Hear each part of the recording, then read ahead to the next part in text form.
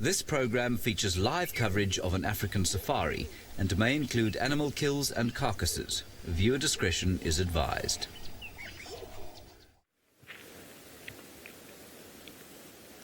Hello everyone, and very nice to have all of you school children joining us today. A very big welcome. And my name is David. On the camera is another David. And we got another young boy there by the name of James. He decided to join us to see how we are going to look for the elephants for you today. As you can see, I'm enjoying this beautiful weather. It's about 28 degrees centigrade and about 82 degrees Fahrenheit. Please let me know what are the temperatures where you are right now. With me, out today looking for some animals for you, is a gentleman called Ralph and another girl who is walking called Taylor. Next to me there is a termite mound, and we've got so many insects that live in here. But also there are other animals that will live in here, like lizards or sometimes snakes. And for that reason, I have to be careful and walk a little bit away, not to be bitten by a snake. Most important, remember, we'll need to get so many questions from you through your teachers, all right? It's very important. Any questions, any comments, any thoughts? And when I was standing here, I saw an elephant not very far from where I am. So we might be going there now and find out whether I saw an elephant or I saw a big rock that is moving.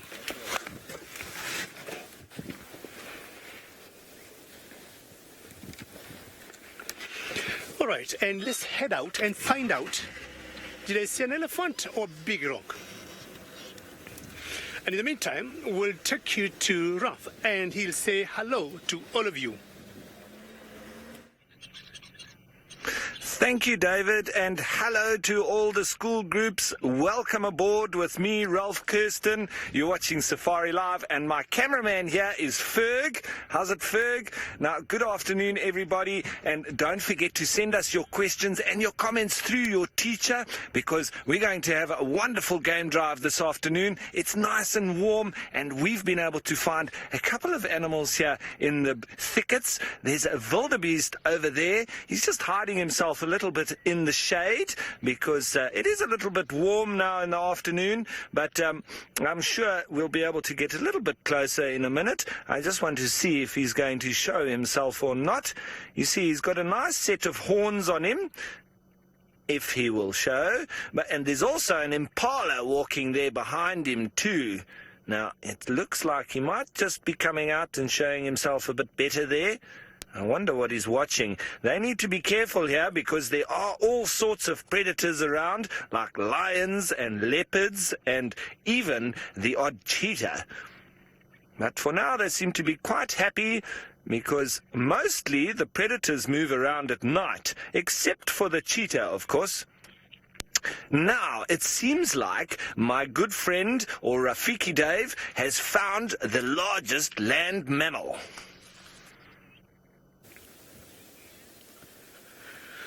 You children, you do not know how lucky you are, and just look, after just introducing myself and Raf on the camera, you got the largest mammals in the world, and these are the elephants. You can imagine, or you notice how lucky you are just the first 3-5 minutes. You got elephants there saying hello and lots of greetings from Africa. And this is the largest animal in the world. Don't forget about that small baby there. That's a young one. Maybe going to 3 years now by looking at the size of its tusks.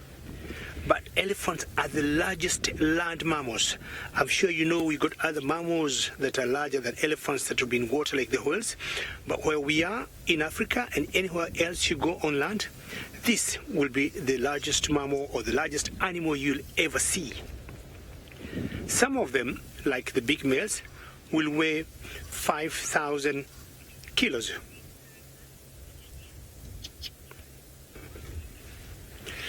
Joy, thank you very much for giving me the temperatures back home, and that feels a little bit cooler than here. Thank you for giving me the answer. I have been waiting. That's very kind of you. Thank you very much.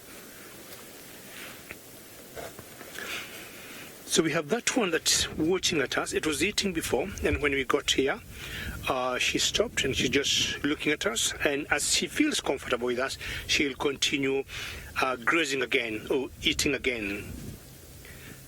What she's doing now, she's throwing a lot of dust to her body, what we would call dust bathing sometimes. And that dust might help her to cool off, or if it's a bit wet and it sticks on her body, it might help to suffocate or kill any parasites that might be on her body. I was talking earlier of how big some of the elephants could be, almost 6,000 kilograms. That's a very huge one, which might translate to about 14,000 pounds. And the females could be about 3,000 kilos or 3,500 kilos, the very largest one, which again would be about 8,000 pounds in weight. Don't you think those animals or these animals sound heavy? Angel, that is a very interesting question. How much can an elephant lift with its weight? One thing I can tell you, Angel, I know it can lift me up.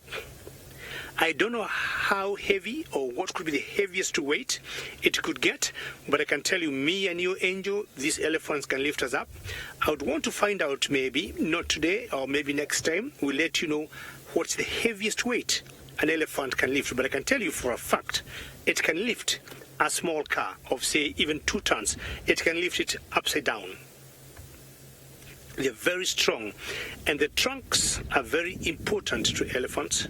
They use them to grasp food when they go drinking, when they're breaking trees, when they are talking or they are greeting each other. The trunks are very, very important to the elephants.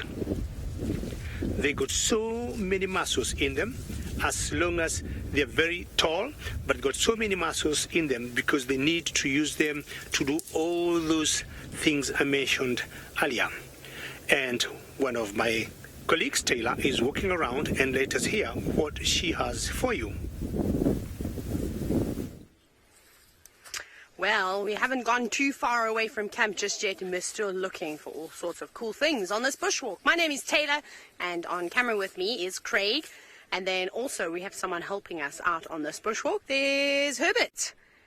Now, just as you've been asking Ralph and David questions, you can also ask me some, so I'm looking forward to hearing from you. Now, because we're out on bushwalk, we're not going to try and get as close as the animals as David and Ralph can in the cars. We are going to be looking at the smaller things. So that means because we're much closer to the ground, we can see in the grass, we can see on the sand, we can look for insects and butterflies and caterpillars. If there are a few left, we can even look at animal dung and animal footprints. But it's been a little bit windy today, so some of the footprints have already got sand all blown into them. So we'll see if we can find some more up ahead. John, we do in fact see rhino. That's a great question, but unfortunately you won't be able to see them because on this show here in the Sabi Sand we have a strict protocol that we don't show rhinos, and that's just one of those things, as I'm sure you know, is that rhinos are very endangered because there's some horrible people out there in the world that are killing them to use their horn for a variety of different things. It doesn't actually do any of the things that they say it does. So it's just very sad that those animals are really dying for no reason.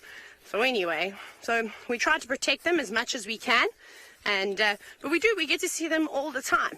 The area that we're in, the Greater Kruger National Park, has got the largest population of rhinos. So we see lots of white rhinos. Sometimes if you see black rhinos, but remember the white rhinos are the ones that are eating grass, so they're like open areas like this, whereas a black rhino that eats leaves would prefer an area like that side.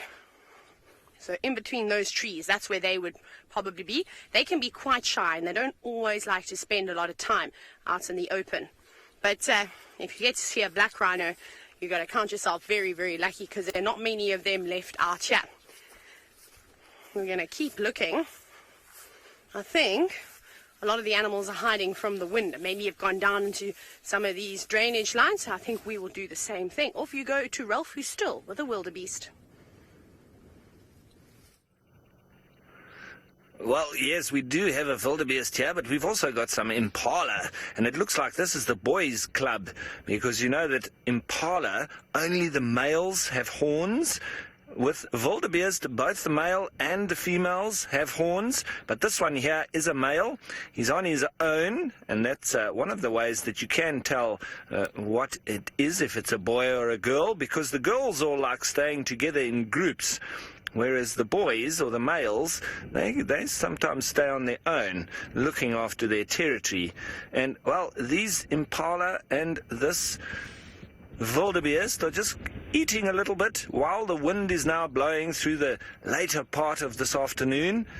They're just happily feeding through the bush here.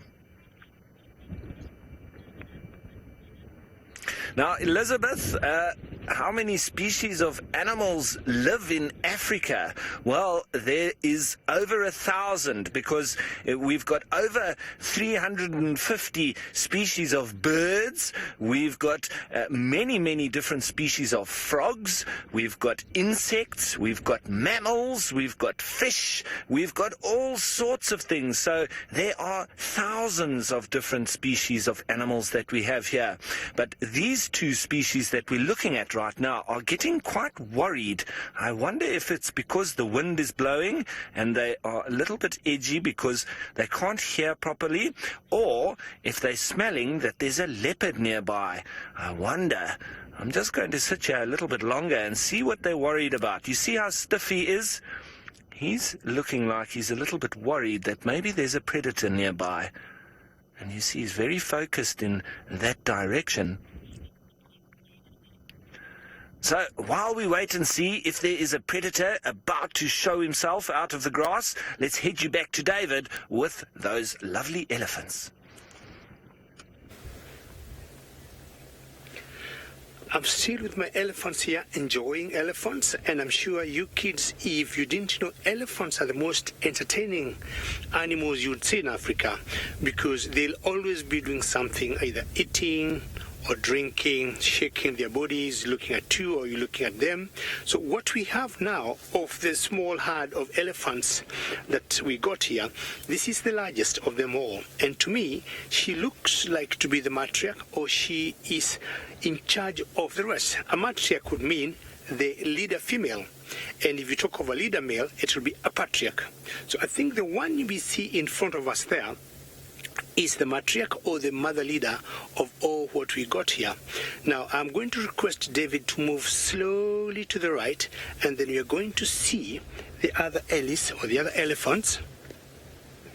There they are. And as you watch that, also you'd like to know if elephants do have predators. Yes, elephants have predators, but mostly the young babies. We have seen once in a while lions trying to prey or trying to hunt young babies. Those are the only predators, I would say, for elephants. Otherwise, they're just too big, Austin, for any animal to bring them down. I would say more lions, but they would go for the babies and not the fully grown elephants. So what you see there, that is like maybe a sister or a cousin of the one I was showing you before. That was the matriarch, and she got her calf very close to her. She doesn't look to be very active at the moment, and it's because it's a bit hot now. 82 degrees Fahrenheit is a bit hot for everybody, even the elephants.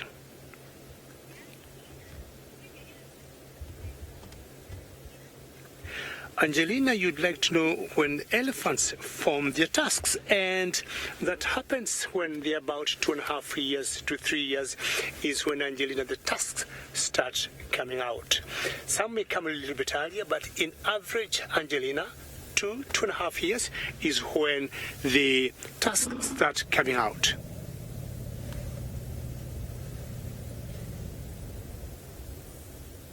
I hope you can hear that. And that is what we call rumbling in elephants, and they're basically communicating. I may not be able to know what they said, but they communicated and agreed something, and most likely it's the matriarch that, that one there, that's the matriarch there, and most likely she is the one who passed some message to them. And on her left, you can see there's a young calf also next to her. Maybe that could be her baby or her calf. And because it's a bit hot, you see the calf where she is, as much as she's trying to feed, she is very well shaded just to keep cool. And as it gets cooler later in the day, they will start moving slowly. Kelly, you're asking how long does an elephant trunk grow? I'm looking at the one in front of us now, and if I give it about from the tip to the base of the head, maybe longer trunks, and some will have shorter ones. And also, it depends on the genetics. Some will come from elephants, mothers or fathers having very long trunks. And that will just crossing the road.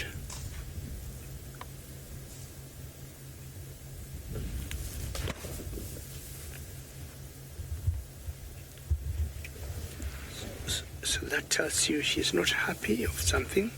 And if you look carefully, one of her left ear is torn. So I have lowered my voice a bit.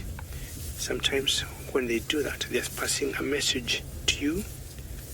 I can see you, don't get any close. So what you do, you remain silent and you talk softly and you make sure you do not invade their space. And once she gets comfortable with that, you can see now she has started eating. Otherwise, if she wasn't comfortable with us now, she would still have continued shaking her head.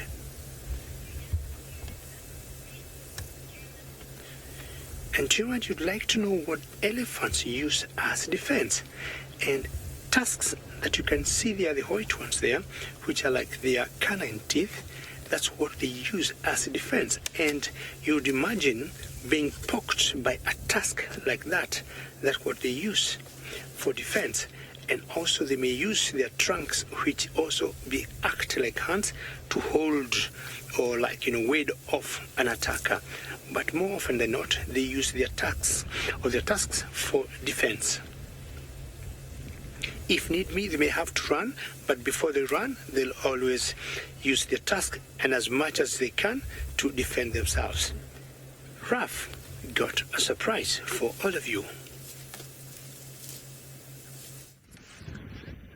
Well, look at this, everybody. I managed to find some cheetah.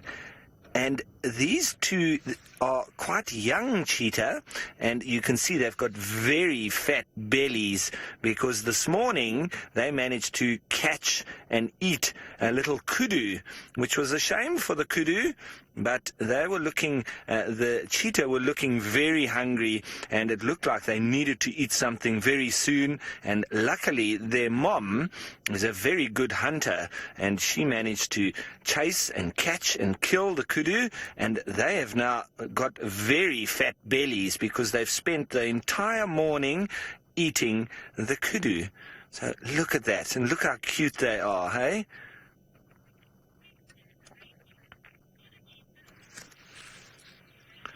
Now, Rachel, cheetah can retract their claws, so they can pull them back, but then they will go out again, and it's almost like natural running spikes. So, like when you put on your togs or whatever sport you might play, if you run in athletics and you put on your grip to help you when you run, that it helps just to get grip as you run along. So cheetah, because they run so fast, they need those little spikes to help them get grip, especially when they want to turn corners at very high speed. And there's two, and Mommy's just lying a little bit. Oh, she sat up now. There's Mom there. So you can see she's a little bit bigger than these two youngsters. But they're all looking very fat, and they've had a very good meal this morning.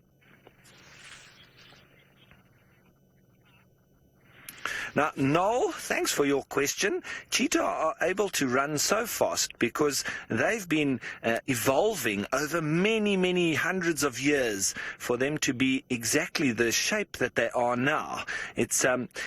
it's very specialized, and so the body that they have is designed to run extremely fast. It's a little bit like Usain Bolt. If I had to try and run as fast as Usain Bolt, I wouldn't stand a chance, because he's just so perfectly designed for that running. But he also trains very, very hard, and so do the cheetah. They need to train very hard to stay very fast. If they weren't fit, they wouldn't be able to catch the food that they did this morning. And these two youngsters, they're obviously still learning from Mom how to hunt. And if they had to be left on their own now, they would probably die, because they wouldn't know how to catch the food. So Mom is still teaching them. And this morning she was showing them a very good lesson in how to catch kudu. And that's why they're now sitting with fat bellies. And, well, they'll be able to stay for quite a few days without that. Now, speaking of a kudu and what these cheetah ate this morning, let's head you off to Taylor and she'll show you exactly that. Gotta be quick. You gotta be quick with us on bushwalk, because the animals don't like us and they tend to run away, and that's exactly what they've done, I'm afraid. Oh, that's a pity. Can you still see them, Craig? I can't see them anymore. They're walking away in the distance, as you can see. Oh, they were standing quite close and staring straight at us. We actually got a bit of a fright because we heard some oxpeckers, which are birds, which, well, I don't know how many of them, must have been about 10 of them. They were on this herd of kudu. They all flew up into the sky, and we stood dead still, because this is an area where you can see lots of buffalo, and you can also see rhinos, and those birds love to sit on those two animals, but apparently they also like to sit on the kudu. So, are they still there, Craig? If you come here, there's one. You can just see her big ears every now and then. If you look straight through, there's a kudu. You see it? She's got the back of her head to us now. There she is. Let's see what she's going to do, where she's going to go. She's probably going to move down and into that drainage line out of sight. What's she doing? She's just watching us. I think because we're not moving too close towards her, she's okay for now. But I'm surprised, because the vegetation is so thick in here and we can barely see her. I thought she'd be a little bit more scared and wanting to run away. Sometimes when you're out in the open and the animals can see you easily, then they're not so bothered, and they'll let you view them. But on foot like this, we look like predators. But there's no hunting or anything that goes on in this area anymore. We just do photographic safaris, and then of course we also do bushwalks. So over time they'll eventually get more and more used to us. Oh, she's running back to... Why are they running out of there? She just changed direction and she came bolting out of the drainage line. I can still hear them running. I'm just watching to see if I can see them. I wonder what's happened. Now, we are actually looking for a leopard in this area, because there was one seen here this morning, a big male leopard by the name of Tingana. I wonder if he's down in there. Craig, you said he went somewhere around here, hey? Because that was very unusual. And kudu have got very, very big ears. And they've also got a very good sense of smell. Herbert. I'm trying to talk to Herbert, because that was unusual that those kudu decided to come and run back past me when they most likely would have run away. But anyways, I'm going to try and get hold of Herbie and catch up to him while you go to David, who's still with the elephants. Yes, Taylor, don't stay very far from Hubby. You know, Hubby is a pretty good guy when it comes to tracking. And I am still enjoying these ellies, or these elephants here. And how wonderful now to see the matriarch very close to the calf. She moved a bit, as you saw when she crossed the road. And she's enjoying the food where she is. And Jackson, you'd like to know what's the largest elephant I've ever seen. This is way back, and I think it was a male. And you remember when we were talking earlier, I was saying how big the elephants can get. And it was a huge male bull, very huge male bull.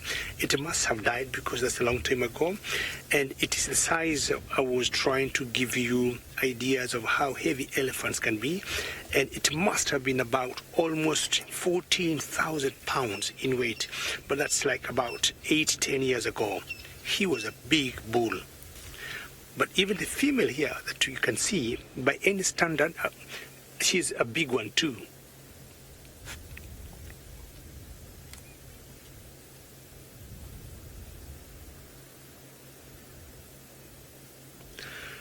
Mark, you'd like to know, do elephants eat vegetables only, and how do they remain this large? It's because elephants belong to a group of animals that we call herbivores, or vegetarians, and they only eat green plants or green matter, be it vegetables, as you say, but in general grass, leaves. It's time to have a little break. I'm sure you can see there, Mark, and it's telling you how much it eats. And you can see the pool looks a bit green in color. That indicates they're only eating green stuff. So a single elephant, is now having a wee break too, may eat even up to 600 pounds of food. A fully grown elephant in a day may eat 600 pounds of food, Mark. You can imagine that amount of food in your body, 600 pounds. So, and that way, it helps to keep the body frame in that size. A lot of food they eat in a day, and they also drink lots of water. Lorna, you're asking, do elephants sleep? Rarely you see elephants sleeping down. If you're trying to imagine they would lay down to sleep. Or where do they sleep? My apologies. They sleep in the bush. They could even sleep where she is now. But they do like what you call cat naps. Stand, close their eyes for 15-20 minutes, and then wake up. That's how elephants sleep. But you'll not see them going to a particular place where they would go and spend the night. So wherever they are eating or drinking, or wherever fatigue finds them, that's where they sleep. What we were seeing earlier here before, because it was too hot, as you can see there, that elephant you see there, she may choose to have 5-10 minutes of sleep under the shade while she is still standing. So they will not have any particular place where they will sleep. It could be anywhere where they are. Then after some time, they'll move to the next spot and choose to eat or choose to drink, and then maybe have another nap. Let's go back to the man with a surprise, Ralph. Oh, look at this, everybody. These youngsters, they've eaten so much food, and you see how they're panting now. That's breathing in and out very fast. It's quite like if you have a very big meal and you eat too much, then you really feel tired afterwards. And that's exactly how these little guys are feeling now. But that food that they've eaten, that can last them a very long time. Now, Jackson, they've got those black lines on their face, and we say that those are teardrops. Justin, sorry, I thought it was Jackson. Justin, those black lines there, we call them teardrops, and those help them to absorb the sun because they hunt during the day. So it's very bright, and in Africa, we don't have too much rain here. We don't often have a lot of clouds around. So it's normally very bright. And cheetah hunt during the day, not like lions and leopards that generally hunt at night.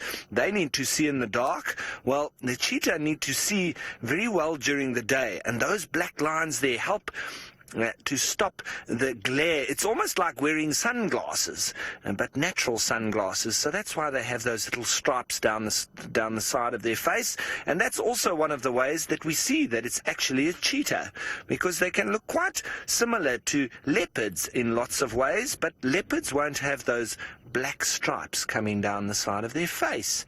So that's one of the beautiful ways to see it's a cheetah.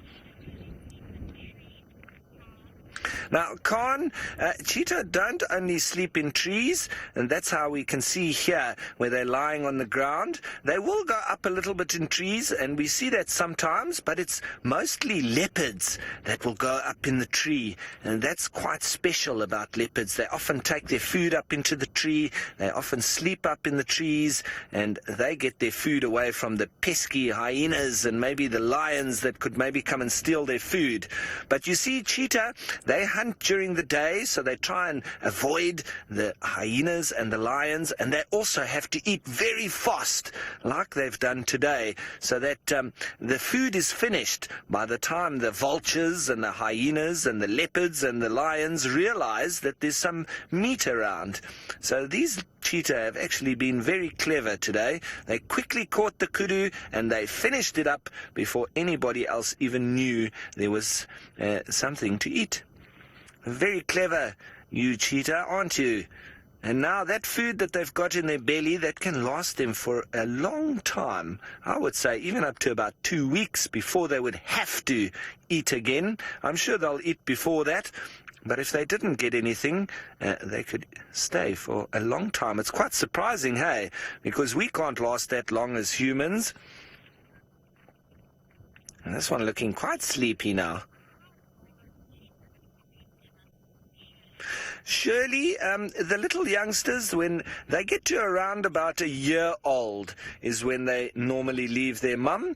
But sometimes they can stay a little bit longer, and sometimes a little bit less. So that's in general. So, animals in the bush, they don't always listen to the rules that we tell them to. And it's quite like, when people leave home. Some people leave home when they're 18 years old. Some people leave home when they're 16 years old. And other people leave home maybe when they're 30 years old. And some people never leave home. So, well, with the cheetah, it's also quite similar. They can stay with their mom for quite a long time, but normally it's around about 1 year old. And you see very pretty eyes that he has as well.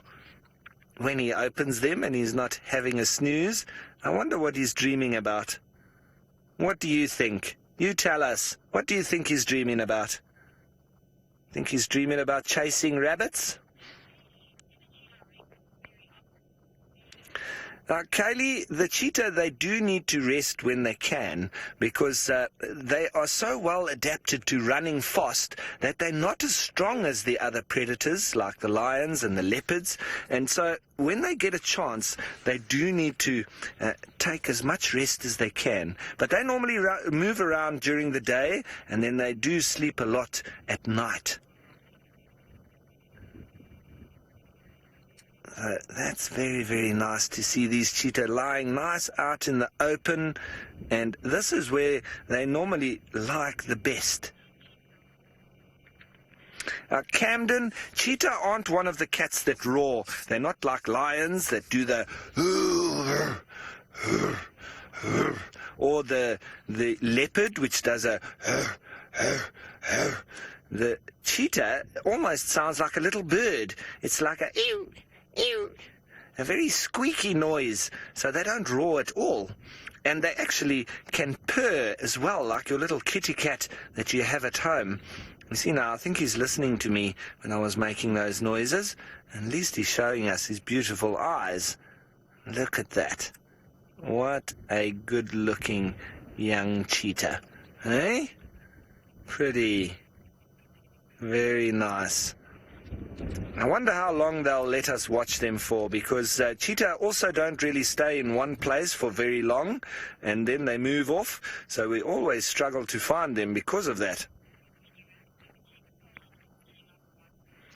So I think we're going to still sit here and stay with these cheetah because they're so beautiful, it would be rude not to. But while we do that, let's head you on over to Taylor, who I think is not staying in the same place.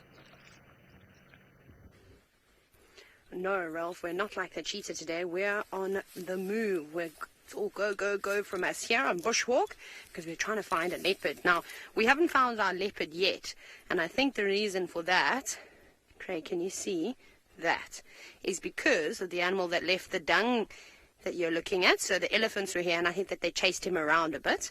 Now, that little insect is called a praying mantis, and it's still quite a small one. They'll just keep shedding their skin and getting bigger and bigger. Some of them can get really, really big. But it doesn't look like it's got... I don't think it is an adult yet. I think it is still quite young. Look how it's turning its head around. They're probably a bit scared of us. But they are ferocious hunters. It's really amazing how a praying mantis can use those front legs and shoot them forward. and grab their prey. And there's little spines on there as well to hold them in place. They're so cool. Hello, little guy. And this one is perfectly camouflaged on dung like this, and even on a tree or a little branch. Woo! And they're very quick too. They can also fly. Some species of the praying mantis can even fly. Some of them will just do big jumps like that one. That's pretty cool, hey? Let's see what else is living on this dung. It maybe came around here to see if it could find some insects to eat, and it's not a bad spot to look. But this is not fresh elephant dung. This is very old. It's also under the shade. You can still see it's a bit wet inside, like I said. It's because it's not getting the sun, the direct sunlight. There's not much living here at all. There's a couple of little creepy crawlies, little ants and things moving around, but it doesn't look like the termites have moved in just yet. Maybe the dung beetles have already been here. Now, if you're worried that I'm touching all this dung with my hand, you don't have to worry. It's okay. For herbivore dung, so animals that are just eating plants, it's fine, but you don't want to touch leopard dung. You wouldn't see me touching leopard dung with my hands. Let's see where we're going to go. Now, Diana, the smallest land mammal is what you're asking.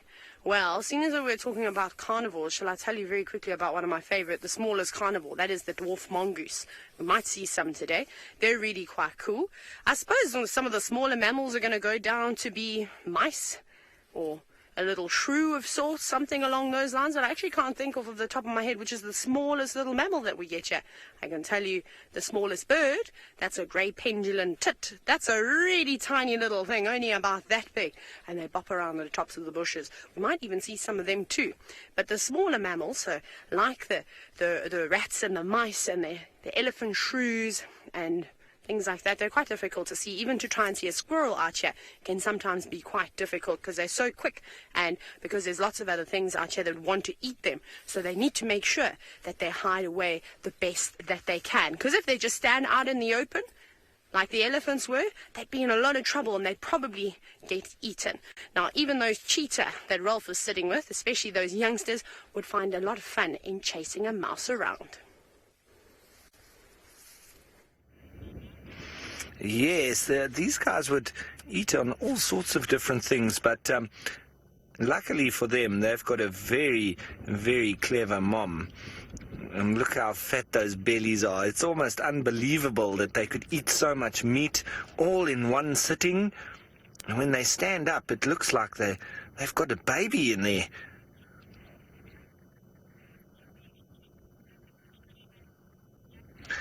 Justin, thanks for your question. You are absolutely right.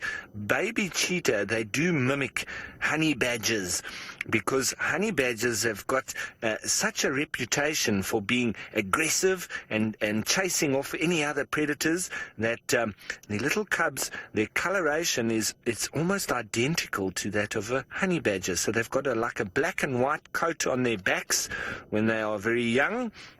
And these ones have obviously grown a little bit, so they've lost that coloration, and they are quite able to look after themselves a little bit, so they could be able to run away from lions or hyena and even leopard, so they don't really need that color anymore. It's only in the first couple of months that they're very vulnerable, and mommy might even leave them to go and get some food and hunt, and so that's when they need to be able to look after themselves when they're left alone.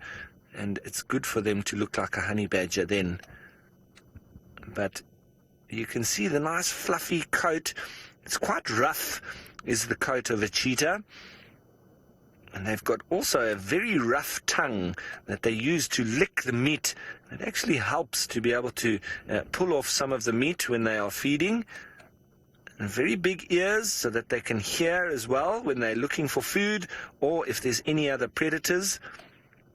See, they're always looking around because they're always quite nervous.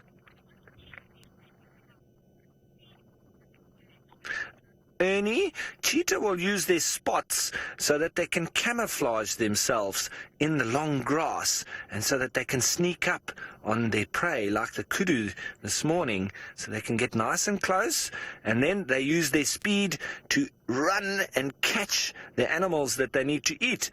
So they need to be faster than the animals that they eat, otherwise they would never be able to catch them. So both the spots and their speed is what they need to be able to catch the animals. Now, this one's just going to the toilet. Obviously, after eating lots of food, I'm sure that they're going to be need to make a little bit of space. Now, Walter, cheetah don't really attack people. I've walked near to cheetah many times on foot without a vehicle, and they normally just run away. It's tame cheetah that maybe have been bred in captivity that they can be a little bit dangerous because they're not scared of people anymore, and they are very big cats and they've got big claws, so you always need to be careful. You can't pet a cheetah and think that it's not going to be dangerous. They are wild animals. It doesn't matter if they were bred inside like a big cage, or if they were bred in the wild like these ones. You assume that they are still wild and they are dangerous. You always be careful. But for me, a trained ranger, I know that they're not too dangerous and we can get quite close to them. I found these ones this morning while we were walking, and we were very lucky to see them, and now we're able to come back because we know where they are. They keep looking in one direction. Manny, those tails are used to help balance themselves when they're running very fast. It's almost like a tightrope walker. You know, when they're walking on that tightrope, they need to have a long pole to help them balance. While when a cheetah's running at high speed, at like 100 kilometers an hour or around 70 miles or 60 miles an hour, when they turn left, their tail goes right. And when they turn right, their tail goes left, so that they don't fall over. So it helps them balance. And that's what their long tail is for. And it's quite thick on the end as well. So it just helps them when they're running at high speed. And this one just been walking around a little bit, going to the toilet.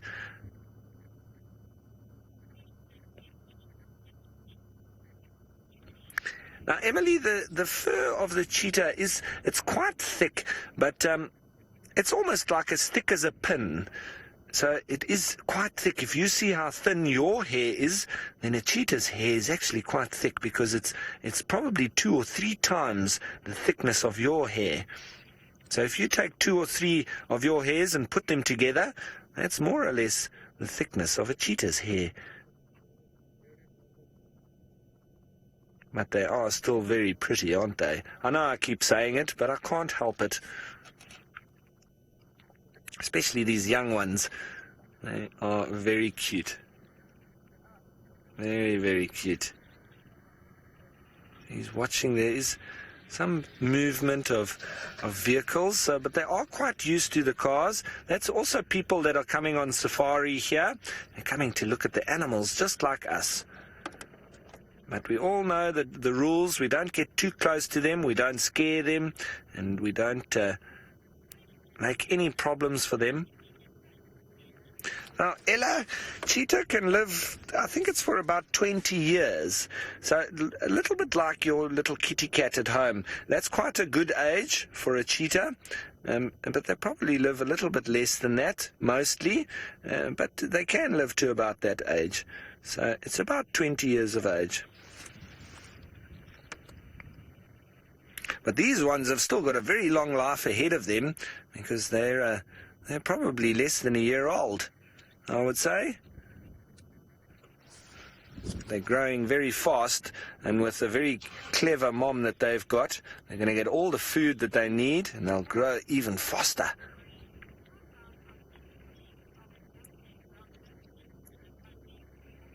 Now, Aubrey, well, their legs are almost the same length. Their back legs are a little bit longer than the front legs, because that helps them to push from the back.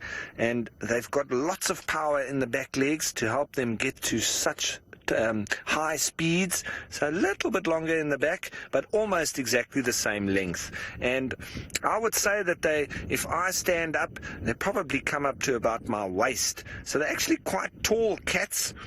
And that's at about 80 centimeters. So what's that?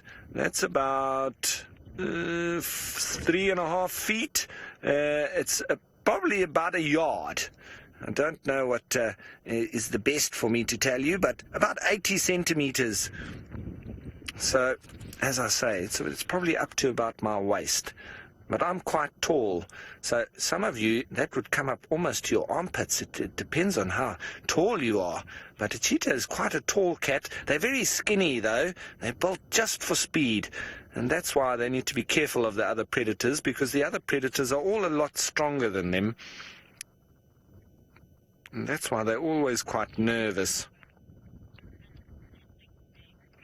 Now, thank you so much to all the school kids for joining us this afternoon. It's been a wonderful safari. I hope you enjoyed it with the kudu and the elephants and the cheetah. It's been absolutely amazing. And you must please join us again. It will be wonderful to have you back. And in the meantime, I'm going to send you back across to Dave. Bye for now.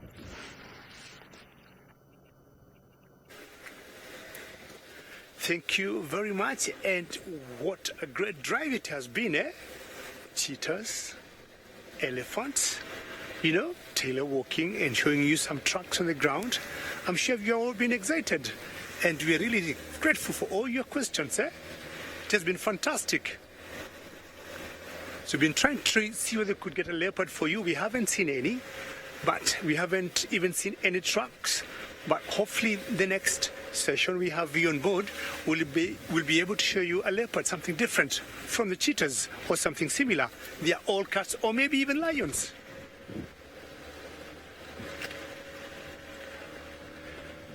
This is how the African bushes will look like, and anytime you drive, it's like the road ends there. There's no road after that, but you might just turn around and end up seeing something interesting on the way. You see? Like what now David is showing you, we have all the green bushes there. Sometimes we'll always stop and we look and we see if there could be something interesting coming.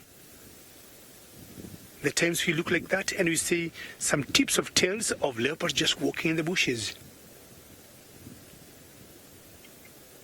It's not only that we look on the road for the trucks, but the times we go and we stop and we keep looking if anything could just show up, or we see a big bush being pushed and then we'll know maybe there could be some big animal lying down there.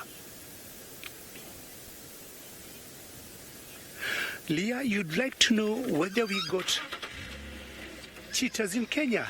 Yes, we got cheetahs in Kenya, just like what you saw here in South Africa, and it's a lot easier to see the cheetahs there because the habitat is different. It's more open grassland and you could see them from a distance. When we see cheetahs here, we go, yay! Cheetahs. They are like every 2-3 days. If you're lucky, you might be able to see cheetahs. That's the big difference of the habitat. And this morning and this afternoon, we had great sightings of cheetahs that we had not seen for quite some time. Leah, what could be your favorite animal, Leah? Cheetahs, leopards? Just let me know.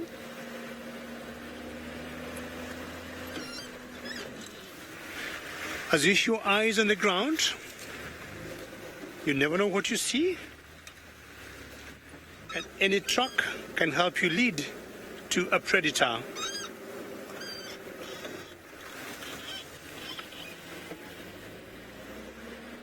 David, you have any ideas where you want us to go this afternoon? Or what you want us to get?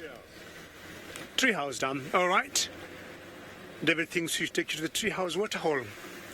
Sometimes when the temperatures are high and warm like this, we'll always see animals coming for a drink, which could be a good thing to see. We could be lucky to see a leopard called Tingana drinking. And we're heading that direction, and let's find out what Taylor is doing now. Well, that's exciting because that's an area we wanted to check at Treehouse Dam, but we're going in the opposite direction for the moment. We are uncertain as to where Tingana went. We can't find his tracks anywhere. Normally what he does is he just lays down and goes to sleep, but if some elephants have come through, they probably would have chased him away. So obviously we're getting to where we're getting there. I'm just walking very slowly past this little leadwood. We're going to the wattle over here. I'm walking very slowly because my legs are super stiff. It's not a nice bending down and picking things up is going to be hard. I wish I had one of those grabbers, you know, Craig? When you can't bend down, I need one of those today. Anyways, after our walk yesterday afternoon and chatting quite a bit about the grasses, or actually on the last couple of walks, we've been talking about the grasses and things like that and how they're all dying. And they're not particularly nice. Some grasses obviously last better than others. And we're obviously going to start to see all the animals feeding underneath in the trees. So we're standing underneath a African wattle at the moment. Isn't it beautiful? There it's pods. Those look like they're about to fall to the ground soon if the wind blows any harder. But that's not going to be a bad thing when those pods fall down to the ground. And that's partly responsible for why there's so much nice green grass, as you can see under here. Now, we know that buffalo grass, or Panicum maximum, which is probably one of the best grasses out here for the animals to feed on, firstly because it's so high in protein. It's got an exceptionally large amount. I forgot how much it is, but it's in excess of about 8% of protein. And everything will eat it. So, I mean, from a wildebeest eating the entire plant, to a buffalo, to a zebra, then to Egyptian geese feeding on the seeds, from warthogs, the entire plant is consumed. And it's very, very good for the animals all the way through. Some of the plants are really good just with the wet season, and then they tend to become less palatable in the winter, whereas these are very, very good. Very, very good through the wet and the dry season, which is quite nice. So the reason why I was saying that the pods of the wattle trees will contribute to, well, this amazing greenery below is that any tree that produces pods or drops its leaves, unless it's a very windy day, is probably going to fall relatively close to the sort of shaded parts of the tree. And those nutrients are not wasted. They're just basically recycled back into the soil. So you'll find that the nutrients in the soil below a tree that typically bear pods is a lot better than a tree that doesn't bear pods at all. So acacia trees are particularly good for you. And most of them, of course, also have, well, nitrogen-fixing bacteria on their roots. So that helps bring about all sorts of nutrients. Anyways, let's go across to a roller. We should now go there officially. Now, we got one roller here that's called the purple roller, and it's very different from another roller that I call my favorite roller, which is the lilac-breasted roller. And this is the purple or the rufous-crowned roller. And initially I thought she would fly away, but she has stuck there, and maybe she's looking at some insect somewhere that she would go get either on the ground, but it's like she's looking way up. I'm not sure she's looking at us, and most likely she's looking at me. I think he's seeing someone he has never seen before.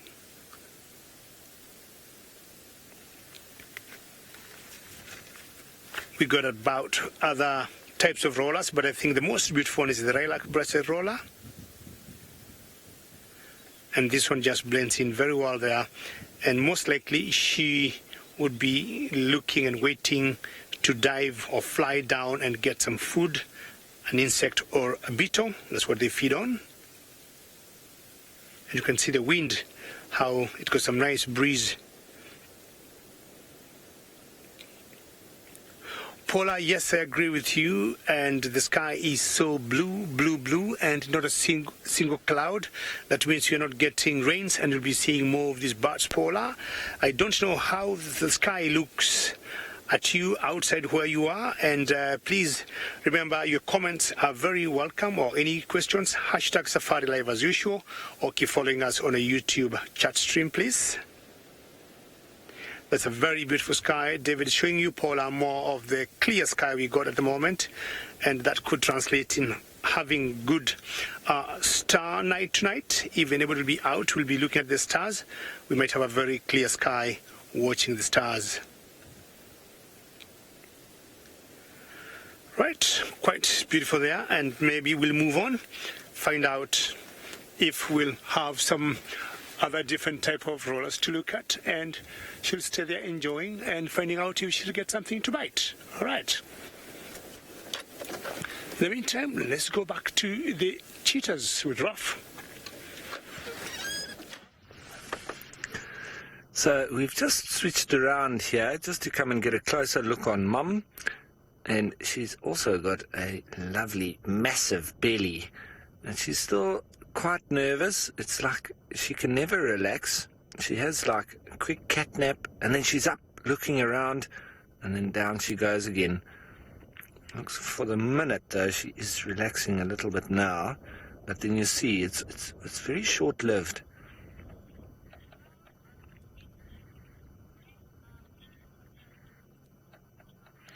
Now, child of the universe, we're not on Torchwood at the moment. We're actually right up near to the Gowrie Gate. So we're right on the Buffels Hook cut line, which is probably about 10 meters off from where we are. So we're right near the boundary of Buffels Hook, but we're on Djuma, and so right up in the, the northwestern corner of Djuma, and literally just on the property. So if these cats had to head north for 50 meters, we wouldn't be able to follow them. So I'm hoping that they continue on south, and if they go southeast, even better, because then they might land up in the quarantine area, and then we would see them a bit more. And we can only hope. But for now, they're still on the property, and they've got nice fat bellies. Now, Eric, cheetah, they don't have same territories as leopard. Leopard have much smaller area, and cheetah will move in a much bigger range than a leopard will. So they'll move around, and obviously with their kind of habitat, I know in Namibia they've got the largest free-roaming population of cheetah anywhere in the world, and there they cover massive distances. In the Naukluft, it's not even a national park. It's not completely sort of fenced, but it's one of the largest protected areas in the world, the Naukluft, and there they have a lot of cheetah, and they move freely there, and they do chop and change the areas that they're in, and they move very large regions as well. So these cheetah, they could potentially move off tomorrow and we never see them again, and that is quite regular, sort of come in and out in quite regular times. So leopards have much smaller territorial ranges than a cheetah would. So this female and these two youngsters, all we got to hope is that they find this a nice productive area to be in and comfortable, and then they might stay a little while. That would be fabulous.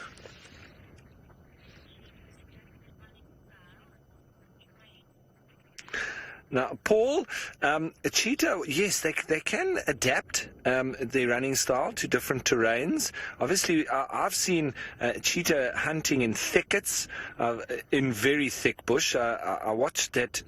It was one male in the Maasai Mara, and I actually even forgot his name now, but he hunted bushbuck in one of the luggas there, or the dongas, or the drainage lines that was so thick you could hardly see 5 meters in it. And he was almost, it seemed like, specializing in that kind of terrain, keeping a low profile away from the musketeers, the 5 boys that would have probably quite easily killed him. And he was then just running through the thickets. And cheetah, surprise, surprise, can actually do very well in quite thick areas. Naturally, I think that they are the most comfortable on open plains, but that does not mean that's the only area that they survive in. They naturally occur in all sorts of different terrain, from thicket to grassland. So, and they will obviously then have to adapt accordingly, because on the open plains they can really go for it and hit their straps and run at full speed. But running through the thickets, they'd have to be a lot more careful, because hitting branches and thorns at high speed, they would obviously injure themselves. So they need to be a lot more agile in those kind of areas. But it's always the best to watch cheetah hunting in the open, because we get to see most of it. And that's also why it's so nice to watch cheetah too, because with them being daytime hunters, we do get to actually witness a lot more of their hunting and their kills, etc. With the lions and leopard, with their nocturnal sort of behavior, we do miss a lot of it when we're back at camp sleeping. Whereas with the cheetah, they sort of have similar hours to us.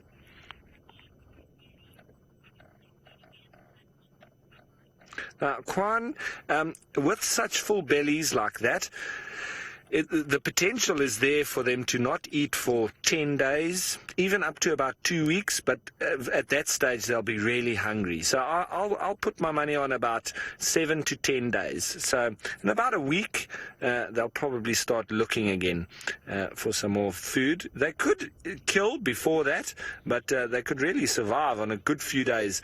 They literally gorge themselves. I've just been, when we started on the game drive, I went straight to where the carcass was to see if they were still there, but they've totally flattened it. And when I say flattened it, I literally mean that. It's only skin and skull left. The rest is gone.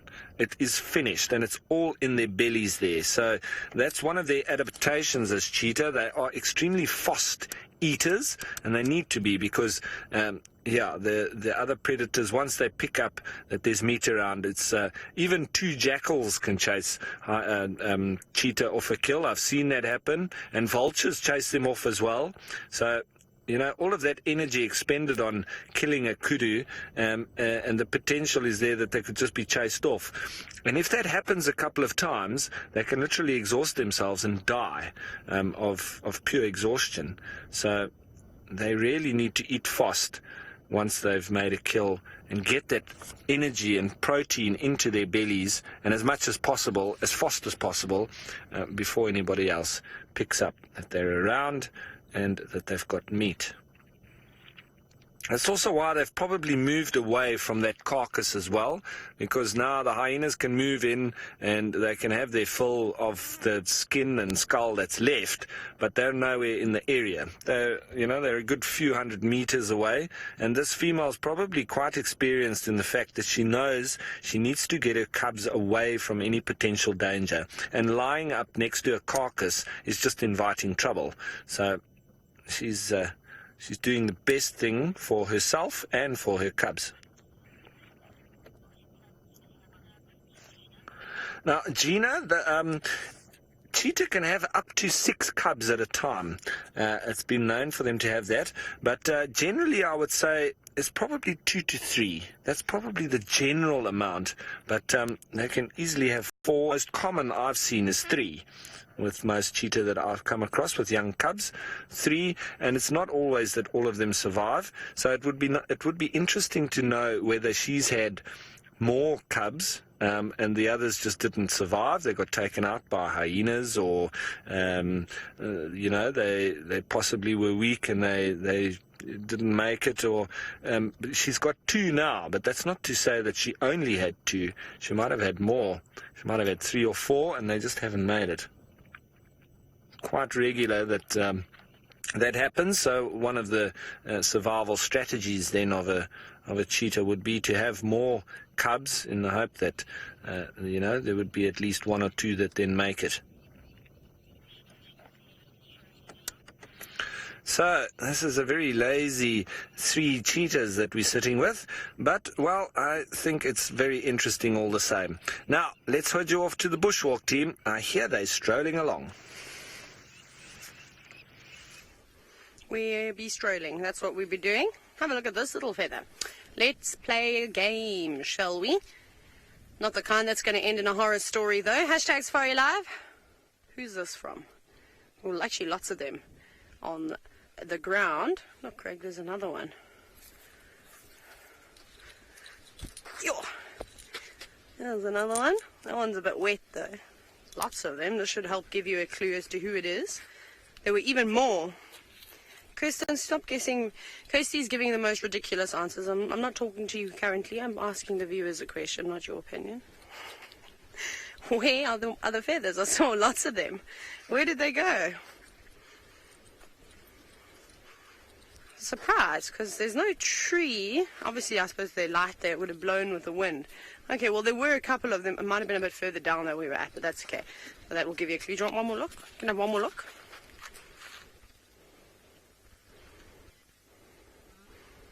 Jenny, that's a good guess. You guessed a crested barbet. Good guess, but I don't think it's from a crested barbet. I don't think so.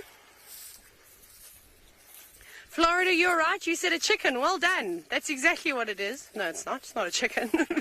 But good guess, Florida. Craig, careful. I don't want you to walk into that there tree. Pea Heart, you guessed a bush shrike. So I suppose it could either be an orange-breasted or a grey-headed bush shrike. That's a good guess. I don't know if I'm going to go with that, though. Don't think I'm going to go with a bush shrike either. Looks like there's some down on these feathers, so it must come from the breast or on the underside of the bird. Leah, guinea fowl, wrong colours, I'm afraid. Guinea fowl have black feathers with white little dots on them. We're going to just walk to this pad. Oh, Craig, where are you going to go? Don't know. Do you want to go the scenic way around? Over the logs? Or are you going to be fine? Craig's got a big antenna above his head, so he's going to duck underneath all the branches. Okay, so I don't think anybody's guessed or is going to guess it. However, and just as I was about to give my answer, Mike, well done. You win. You said a green pigeon. That's exactly what I think it's from, because it's not quite yellow, and there's definitely a slight tinge of green in there. So I think that there were a couple of African green pigeons sitting in a leadwood tree, and I've seen them around here before. There are lots of jackalberry trees. We know they're starting to get fruit, which will be a tree that they're feeding on and spending a lot of time in and around these sort of drainage systems around here. So I think that it's definitely from an African green pigeon. Very cool, but I've got some cool African green pigeons in one of my books, so we don't need to keep those. Now we've arrived at this little pan that seems to have filled up quite nicely since the last time that I saw it. So it's quite a nice spot to come and have a little look around to see if anybody's sort of drank from it. But nothing immediately pops to mind. There's some tiny little hoof prints here. You won't be able to see them very well. They're very old though as well, so there's not much definition to them. That's probably from a little common daker sneaking out to quickly come and have a drink. They don't need to drink too much water though. They will when it's available. And this is actually quite a nice pan to drink from, because there's quite a bit of cover around here too, which I suppose can also work against a little herbivore, because that means that a lion or a leopard could hide behind you too. But they don't normally spend too much time drinking. So a lot of the vegetation they're feeding on, they'll get the dew from that. Who else have we got? I'm surprised we aren't seeing some big sort of areas around here, sort of little wells developing from the warthogs wallowing. Perhaps there's no warthogs that have moved in on this side. Lots of bird tracks though, lots of turtle dove tracks coming down to drink. Emerald spotted wood dove tracks. Although, somebody came sliding on in here. Come and have a look. Was it from an elephant? Look at the dark mud marks that you can see. It's quite hard, so it's not fresh. There's some patches that haven't dried yet, but I think this is a couple of days old. That could either be from an elephant standing in, throwing mud over the side of its body, and it's splashing like that. I think that's actually probably what it is from, because I don't think anything would sit and sort of rub around on such a small ridge. There are many trees, for instance, like this is a better tree. This tree, you can also see, has had its fair share of mud actually thrown on it. This doesn't look like anything coming to rub up against it. Normally when you see animals that have rubbed up against the tree, you'll see a sort of a smear mark. This looks more like an elephant or something standing here throwing water around, throwing mud around, and something was rubbing there rather than up top over here. Quite nice. And at that height, probably something like a buffalo or a rhino. Or a little elephant too. Or a little lily. What else have we got here? Yes, guide monkey is saying, watch my step. I suppose I better. I'm so sore. Craig laughs at me every time I make a sound. I'm collecting scrub hair dung. I've got a pocket full already. That's slip ice. We'll put that back in the pocket in a minute. Let's try the balancing act there. No, stay. Poo poking. Chris likes that. She says she quite enjoys the poo poking. From now on she shall be using it. This is scrub hair dung from probably about 2 weeks ago. It's been living in this jacket pocket. It's probably been through the washing machine as well. Does it count as being redigested for a third time? Perhaps not. But I always keep a pocket of it when I'm on a bushwalk so that I can grab handfuls if the wind changes and I'm with a breeding herd and I can do something dramatic like this.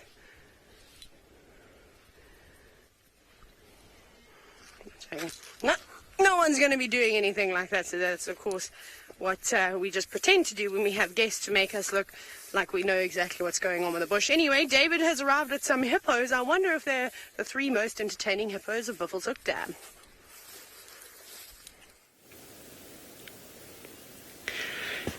Yes, I got the Buffelshoek Waterhole, and still the hopes of getting our goslings have been there. And the only thing I saw here was one single hippo, which now it's gone. Oh, is it back? Yes. And, you know, it's still telling me there's some light at the end of the tunnel. I should keep coming here. It should not break my heart of saying I'm not coming here the next 1 or 2 weeks. I should keep trying. And strangely, the hippo is just alone also. And again, she goes under the water. The only life I saw here of avians were just blacksmith lapwings. And apart from that, there's no any other sign of birds living here. There they are. Well done, David. And the blacksmith lapwings, there are 2 of them, as usual. In general, being a pair, monogamous. That's the other one there. Very good reflection, seeing them in the water, so they keep feeding. Running, chasing any insect that could be on the edge of the water. And the goslings not anywhere around here. All right, I think it's time I stop talking about them for today, and maybe for the next few days until I have something better to say, and move on looking for some other animals. All right, going to leave this waterhole, move forward, maybe get something more interesting. And we'll be finding out what other plans we make to find out where the goslings might have gone. And as I said earlier, not talk about them anymore until the next few days. All right, vámonos. Thinking I might swing by Torchwood, a new area. Today is the day we are allowed to go in there. I've never been there. It'll be my first time. My camera gentleman here, David, has been there, and he thought it was an exciting place to be. There's some huge rocks, like outcrops, like what you call koppies, huge ones. And sometimes lions love lazing about or warming up there or looking around their wild to see if there could be some interesting prey or antelopes passing by, and they decide to go for them at night. So that should be my immediate destination and plan right now. Just go. I don't even see them. I'm not promising we'll see them, but even if we miss them, it will be fun for me to go to a new area and venture into a new world. David tells me the vegetation is more or less the same, but there are more open areas and huge, bigger rocks that we don't have where we are here at Juma. So I'm getting excited as I'm heading that direction. Could see the Torchwood pride of lions there, which would be amazing. Much finer sand here than we had before, which could be good to look for trucks. I'm only seeing impalas, antelopes, but nothing to do with a cat.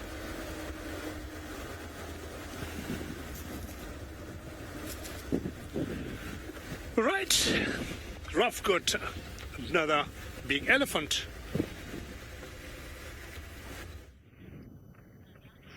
Well, look at this. We're still sitting with the cheetah, but these 2 elephant bulls just started strolling through in the background. And, well, they're just almost right behind where the cheetah are. But they didn't seem to realize that the cheetah were here. And they've just carried along on their way, quite happily moving through. There was one younger bull and then a nice fully grown adult. So it was like a little boys' club there. And, well, we're still just sitting with these lovely fat cheetah, but there you might see those ellies moving through in the background.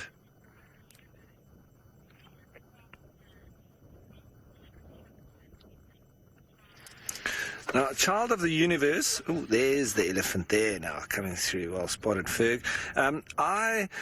From the parts that I've moved through and what I know of, I think Mara probably has the best, and they've got like the biggest traverse as well inside the Sabi Sand, so I would say that they're probably in the best zone for cheetah, but I've also heard them in Torchwood a little bit, so...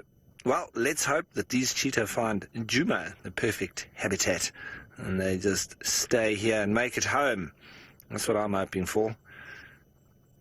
But I think, yeah, I would say Mara, and that big traverse that they've probably got the best space for them, and a very good habitat for the cheetah. Fat bellies, yeah. I wish I could eat that amount, and then I wouldn't have it to eat for a few days. It's incredible.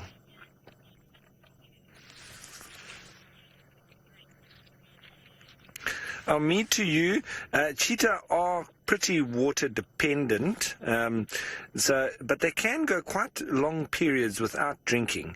I would say at least every second day they would have to drink water, because in the desert parts of Namibia, as I say, there's a big population of them there, and very far between water points.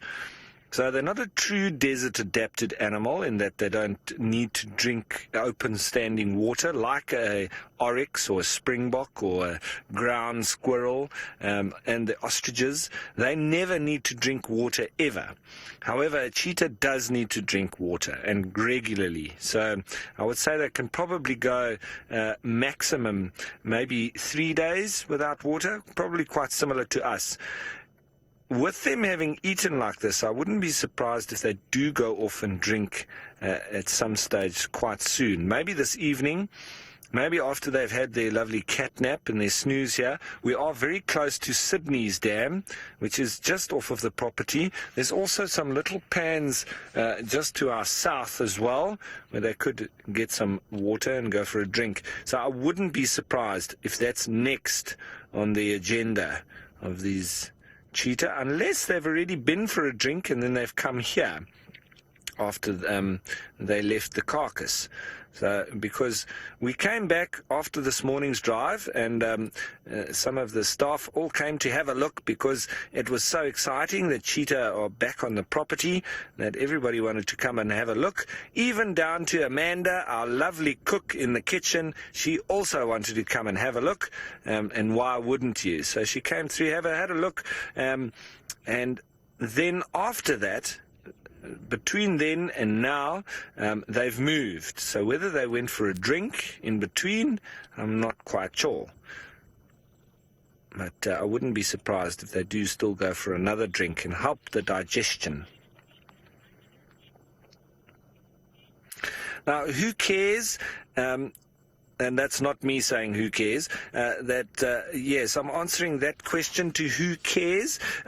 Cheetah, they are quite highly strung, so they don't sleep as in long patches like lion and leopard do. It almost has like a hierarchy, I would say, from lions being the most easy sleepers and probably the deepest sleepers because of their sheer size and bulk and prowess as a predator. They can fully relax.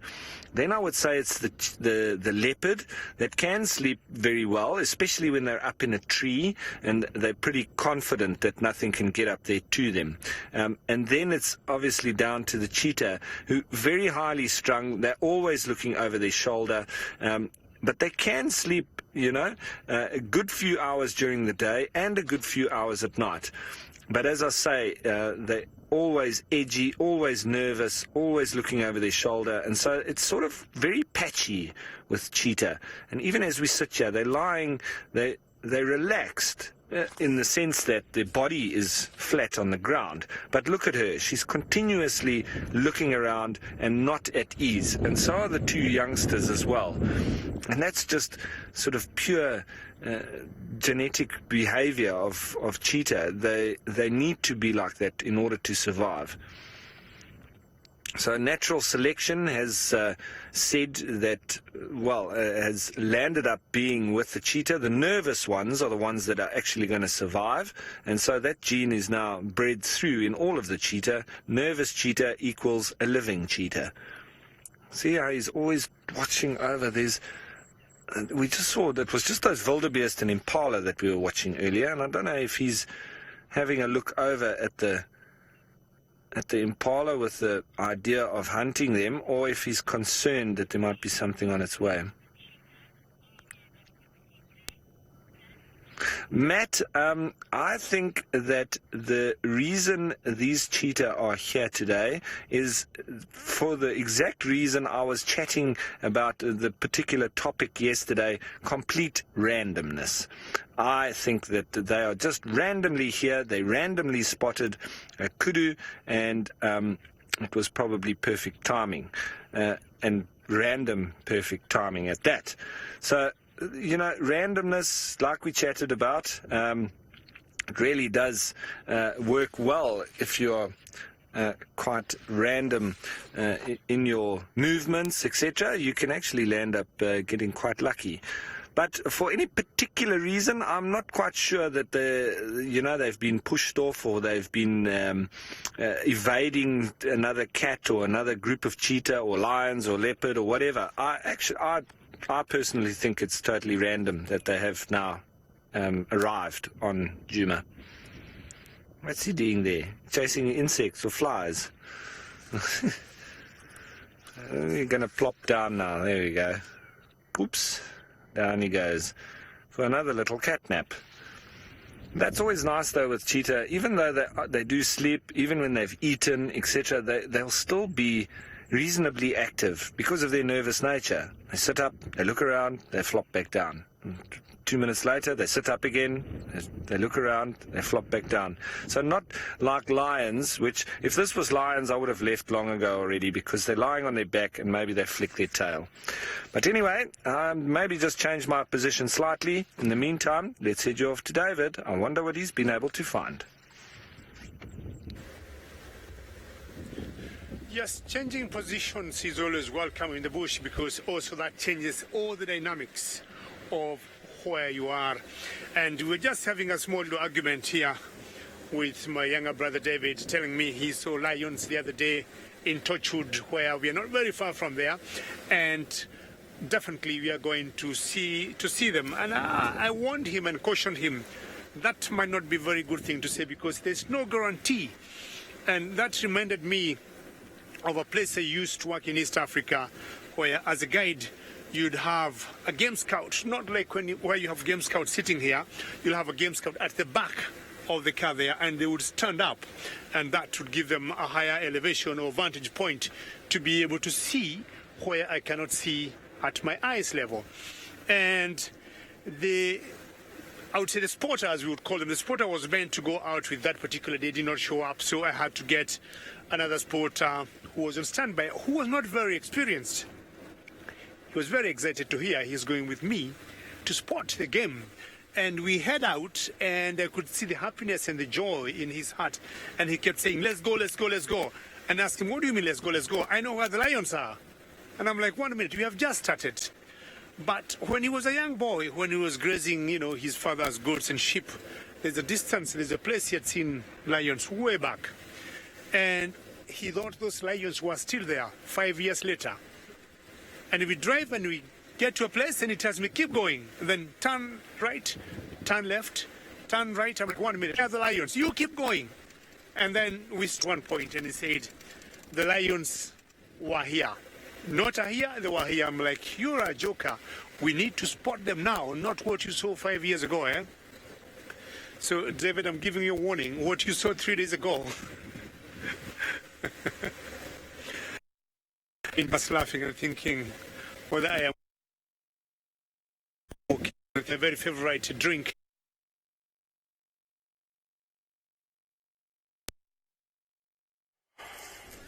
Oh my goodness.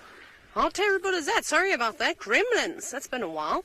Right, we're on bushwalk. We're deciding where we're going to go. We can't find Tingana.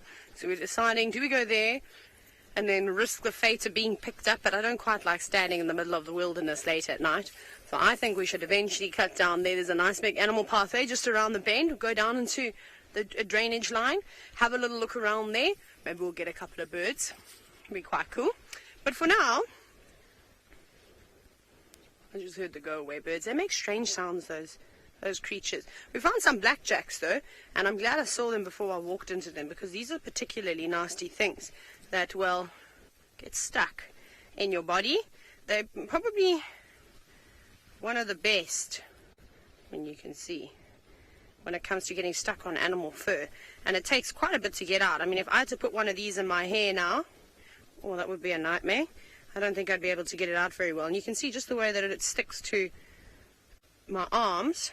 It's not particularly nice. Trying to get blackjacks out of your socks, you know what, just throw the socks away, buy a new pair.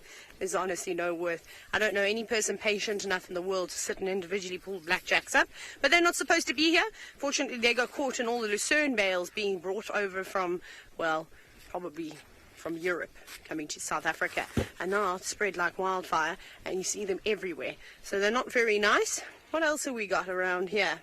It's very quiet. No more flowers. No. Child of the universe, great question. Well, obviously having these later rains, and it's sort of been continuous, having it for the last few weeks, once or twice a week, not particularly big rains, but all it's going to do is it's just going to greenen up the grass slightly. So it's going to keep it sort of growing again. So it depends, I suppose, on the grass species. That's the most important thing out here at the moment is, well, the vegetation. Because in winter, the animals obviously become a lot more weakened because they aren't able to eat as much vegetation as they normally would, or they're having to eat a lot more, but they're not quite getting the same type of nutrition from it as they would in the rainy season. So with it greening up like this, it's just going to allow those animals to stay fit and healthy for a little bit longer, and they're not going to take as much strain during the winter months. All the animals out here in winter, I mean, even down to something like an aardvark or an aardwolf, or even a pangolin that feeds on ants and termites that aren't as active during the winter months. They tend to close their mounds up to help keep the warmth in, not let the warm air escape. And they've got to work a bit harder. So even those creatures, not just something like an elephant or an impala that's quite obvious, or buffalo in particular, they suffer quite badly. They normally lose a lot of condition, but we don't think about the smaller things too. A lot of the insects go and estivate. So things like the ladybirds are all congregate in crevices of wood, and a variety of other insects too, and hide away there. So it becomes increasingly hard. But with those late rains, those insects are going to be more active. It's still quite warm, so there's a lot of food around. I can't believe we're still seeing caterpillars. We're still seeing larvae of animals before we go into the winter months. Normally by now, there's just a couple of butterflies fluttering about, but you really aren't seeing any caterpillars of any sort. So that's quite interesting. And, well, I mean, we can only predict so much. We'll have to kind of just go with the wave and see what it's like over the next couple of months. I still think we're going to fall short for water. We always do. I think Buffelshoek Dam and Treehouse Dam will be the two that have water in. Obviously, the little pan where we've now moved the dam cam to is a pumped pan, so that's always going to have water. That's going to be a very popular area there. Watch that vegetation disappear first. It's going to be trampled, it's going to be eaten, because animals are going to start hanging around those nice freshwater areas. Then the elephants, the buffalo, they're going to utilize Treehouse Dam and Buffelshoek Dam. They'll go there and predominantly have sort of mud baths. And I think there are some pump pans up in Buffelshoek too, so they'll sort of be moving around. There aren't too many pump pans. Cheetah has got a beautiful dam that the elephants will go and swim in. So it's going to be quite nice. And I think Cheetah Dam has actually filled up quite a bit too. This is the pathway we're going to go down. Doesn't it look so mysterious? Quite like it. Almost a bit like a fairy tale.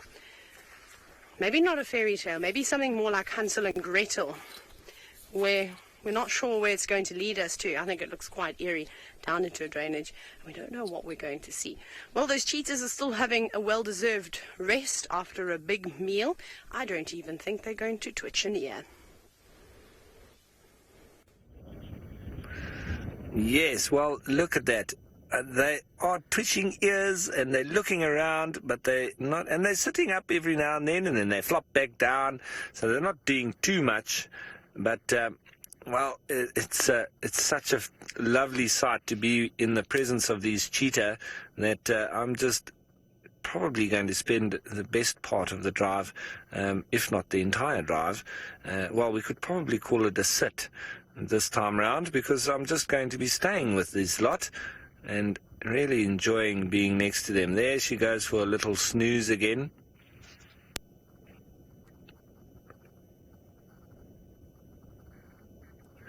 Now, Samu, who's 9 years old, thanks for your question.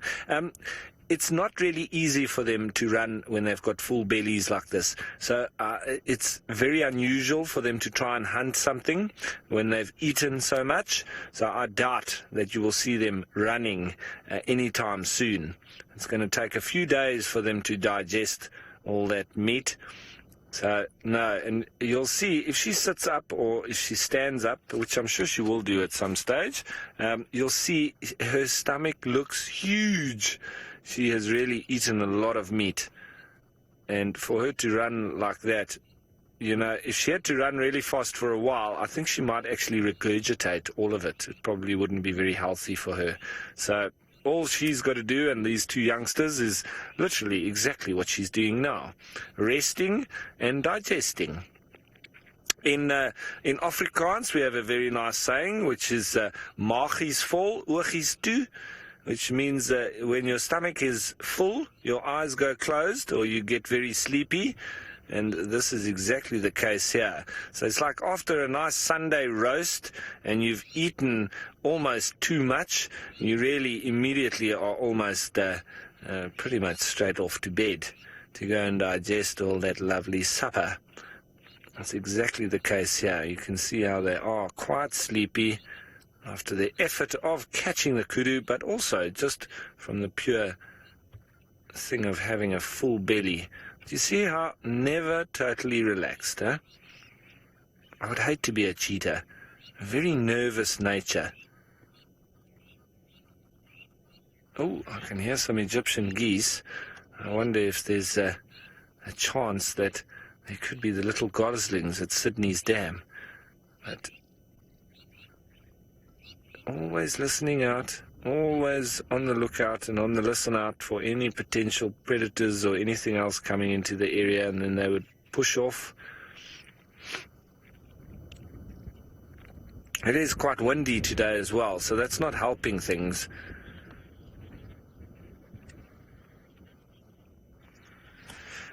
Now, Mina Mu, you're wondering about cheetah and their paw pads. I'm just going to quickly get my little tracking book out, and then I'll show you exactly what a cheetah's pads look like in comparison to the others. I'll just find the cheetah tracks. There are you. Mongoose. Obviously much bigger than mongoose. Smaller than lions. Similar size to leopards, but it's a little bit more elongated. So, and as I will show you as soon as I can find it,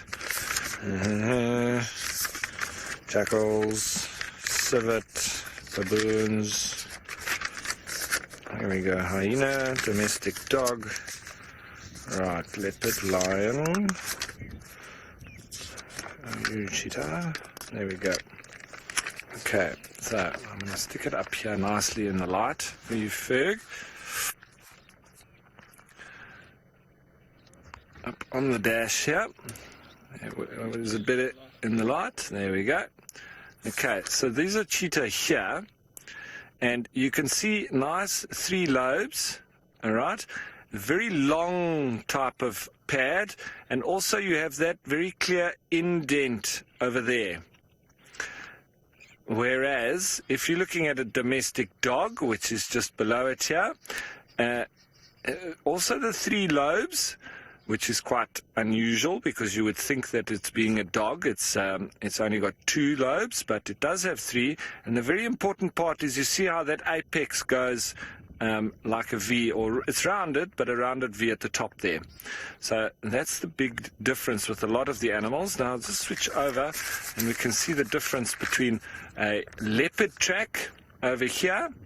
Obviously a lot more round than the cheetah track, and also you don't get to see the claws in that. Sorry, as I say, it is quite windy today. There we are. And a leopard track is almost perfectly round. It's almost the perfect track, and then you get those lovely round circles on the outer edges as well. Whereas a lion, slightly similar to that of a leopard, just a lot bigger, and the toes are not as round as in a leopard. So very nice comparison there.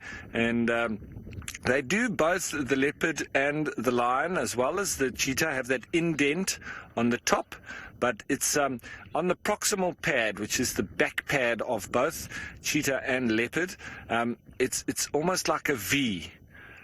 If you see what I mean, that part there going into a V, whereas with the cheetah, going back to it, it's very long and almost like a rectangle or oblong, if I can say that.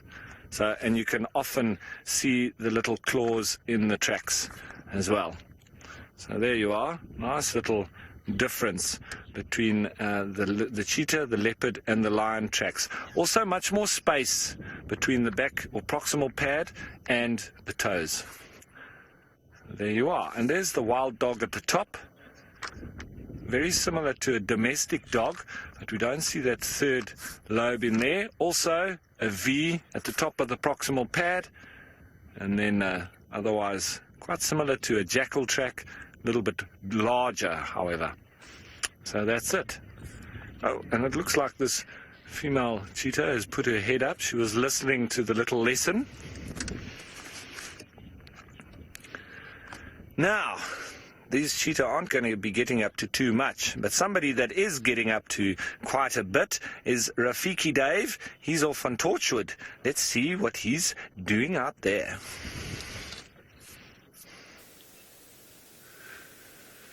A fantastic job Ralph is doing, and I'm exploring a new wild for my first time in my life in Torchwood block, and it looks different. And see how beautiful it is, looking at the different shades of green, the tree line there, the beautiful blue sky Paula was watching before. I hope, Paula, you're still watching this. And in the foreground you can see the nice big outcrop of rocks there, with all rains that have water that has been collected from the rain the last few days, with the rains have been continuing. And such small ponds of collection of water is where you would see small antelopes like duikers coming for a drink. This is magical. It's so beautiful. It's very different, and a different habitat from what I've been seeing. And I'm looking at maybe the other types of animalia I would see here would be reptiles like the geckos laying on top there, or Monte lizards enjoying the warmth of the sun on this kind of rocks here. Or as I said earlier, maybe a duiker coming for a drink. Some birds also might come here, have a little drink on top of the rock here. And they make very huge, I would say, outcrops, like what you'd compare to kopjes, only that kopjes are much bigger in size. But this looks like a very good ground for lions to come and look and enjoy the wilderness, when they would be chancing for small little animals, like they're coming for a drink, or they could spot wildebeest or zebras passing around, and they might decide to go for them. Or they can see, I would say, buffaloes nicely from here. I would say it's a great vantage point for any predator to come and survey the surrounding. Some of the dead trees there, I think some of them have started shedding. Yeah, I agree with you, Cassie, it's beautiful. Shedding the leaves as winter is coming in. And I've noticed the vegetation is much the same, like where we're coming from in Juma. Not much of a difference. The only striking thing that I've seen that's different here is the big outcrop, which is a bit different from what I've been seeing the last few weeks. So we'll keep moving on. I'm enjoying the area, not much looking for the animals, but also feeling the air and, you know, knowing how the boundaries here go. We'll move forward now and go explore to another area. And remember, I warned David not to talk about lions. I don't know where the lions are, David, now. You remember? So that was a huge mistake. I might request the chef back in Camp Amanda not to serve him any dinner. He's saying a big no. The only interesting thing, David loves eating. It's a young boy who is growing, and I think to him food is very important.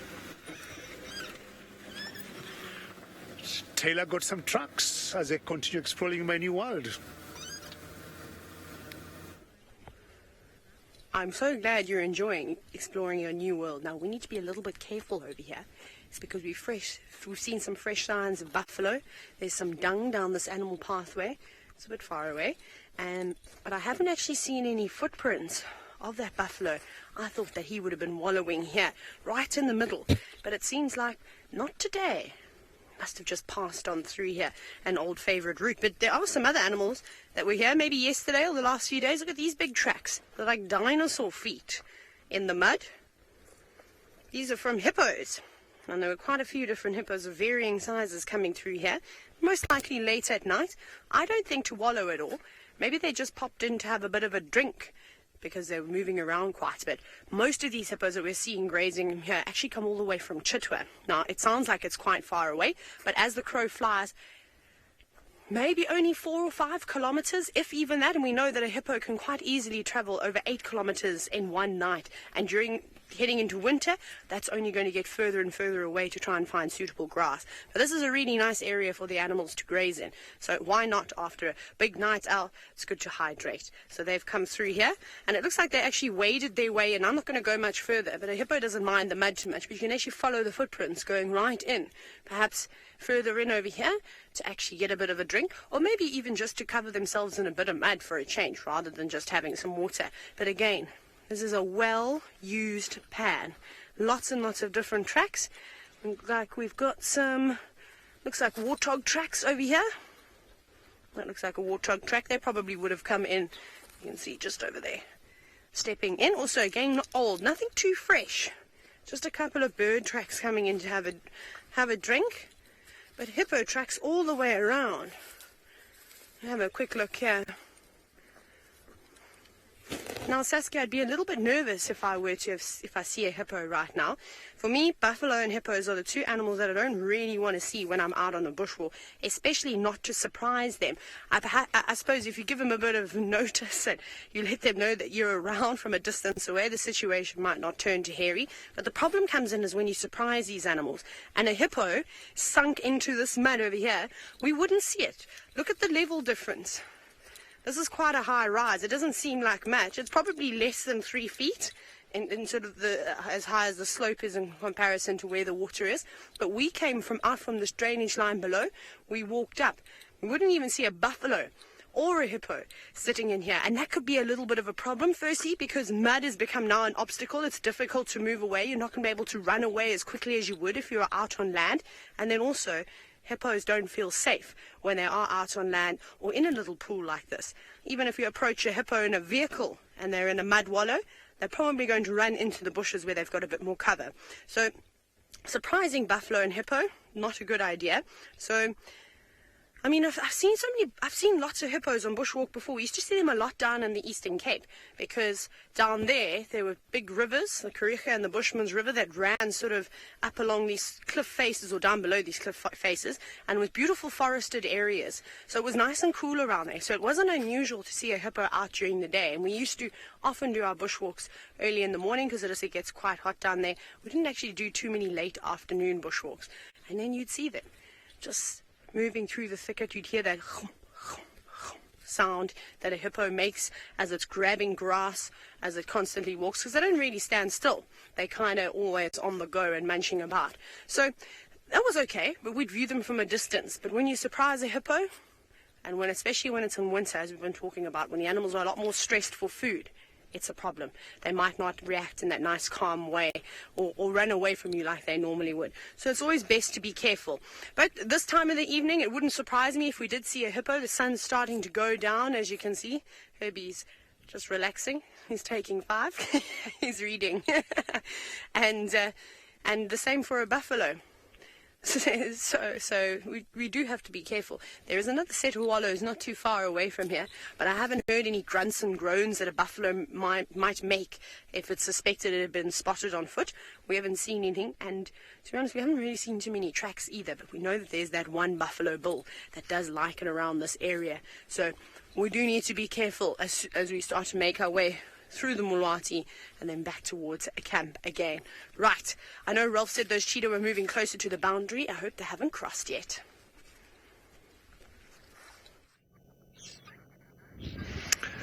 Well, everyone, as I said, he's still sitting here with the cheetahs, and there seems to be lots of interest and lots of questions around them as well. Now, I just want to indicate to you, there's a Wildebeest and some Impala just near to us as well. And we initially, when we came out on the drive, I did go back to the carcass, obviously, and we thought that maybe we'd find them there, but they were not there. And then I saw these Impala and that Wildebeest over there, single bull, and lots of male Impala, and it was actually this Wildebeest that indicated to me that there was something over in this direction, and the wind is blowing directly towards them, and he was quite concerned. He was focused in this direction, and I just said to Ferg, let's go and have a look in this direction, because they are worried about something. And, well, of course, they were worried about something because there were cheetah here. So we drove in this direction, and we saw Mommy, who had stood up. So thank you, Mr. Wildebeest, for helping us to relocate this lot. I see those.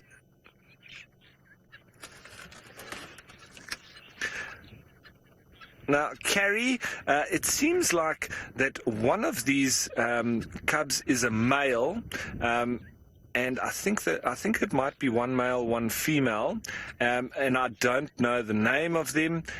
All I know is that Herbie said to me that he is pretty sure that they come from the Manyaleti, which is another one of the traverses in the Sabi Sand. Well, it's off the Sabi Sands, actually. Another big part of sort of a private reserve that is also open to the Kruger. So I don't know. We don't know anything about these cheetah.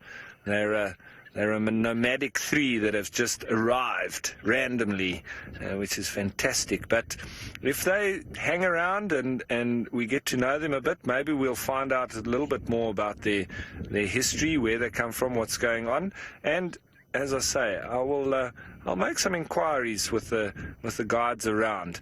That's always the best first port of call, and just to check whether they know anything more. But as of now, I don't know anything about them. Now, unique, yes, you can also identify a cheetah with their spot patterns. Obviously, first and foremost, any real noticeable characteristics.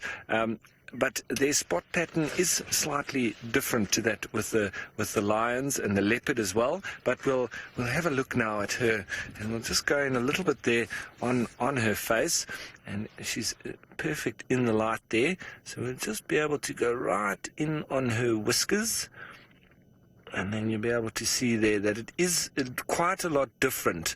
They don't have that kind of spot pattern that you would see around the whiskers of a lion and leopard. But what they've got is they've got those spots just off to the right and left of their eyes. Now, it seems that there also is a little scar under her nose there, so that could be a characteristic that possibly we would look at. Not sure when that was there or if it's been there for a long time. There's also a little bit of a scratch on top of her nose, but that seems new, fresh. So you see there those dots there, but behind the whiskers itself. We could look at those spot patterns and then be able to identify her from there. So she's got 1, 2, 3, 4, quite dominant in a line, but it's not as easy. We'd actually have to look at the entire pattern itself. And obviously with screen grabs now, very easy, or if you took some photos. I don't have a camera with me, so I like to enjoy the moment. I've never, I do have a camera of my own, but with guests and so on, I've never really been a big photographer while I'm guiding, because I think I do miss quite a bit if I start concentrating on that, and I like to get the guests into the perfect spot for photography and all of that, as well as for you, the viewers. So I sort of think it's a bit distracting.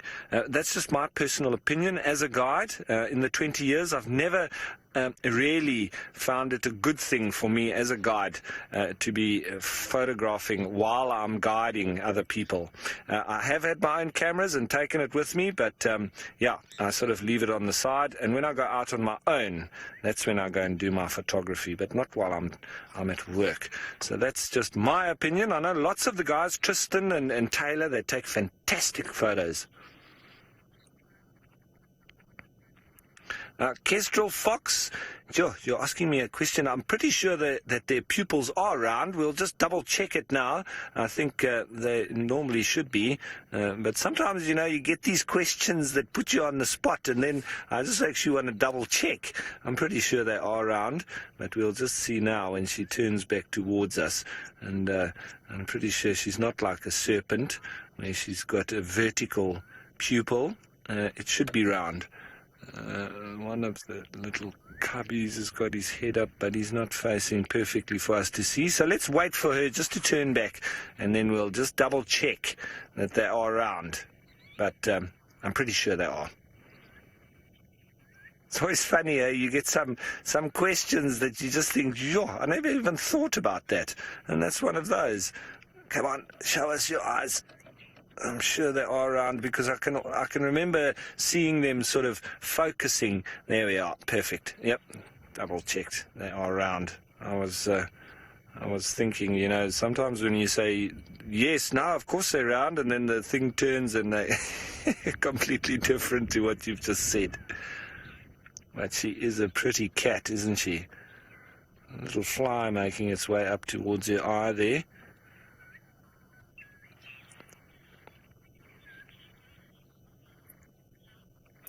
Now, sloth, I think it's Siloth or sloth. The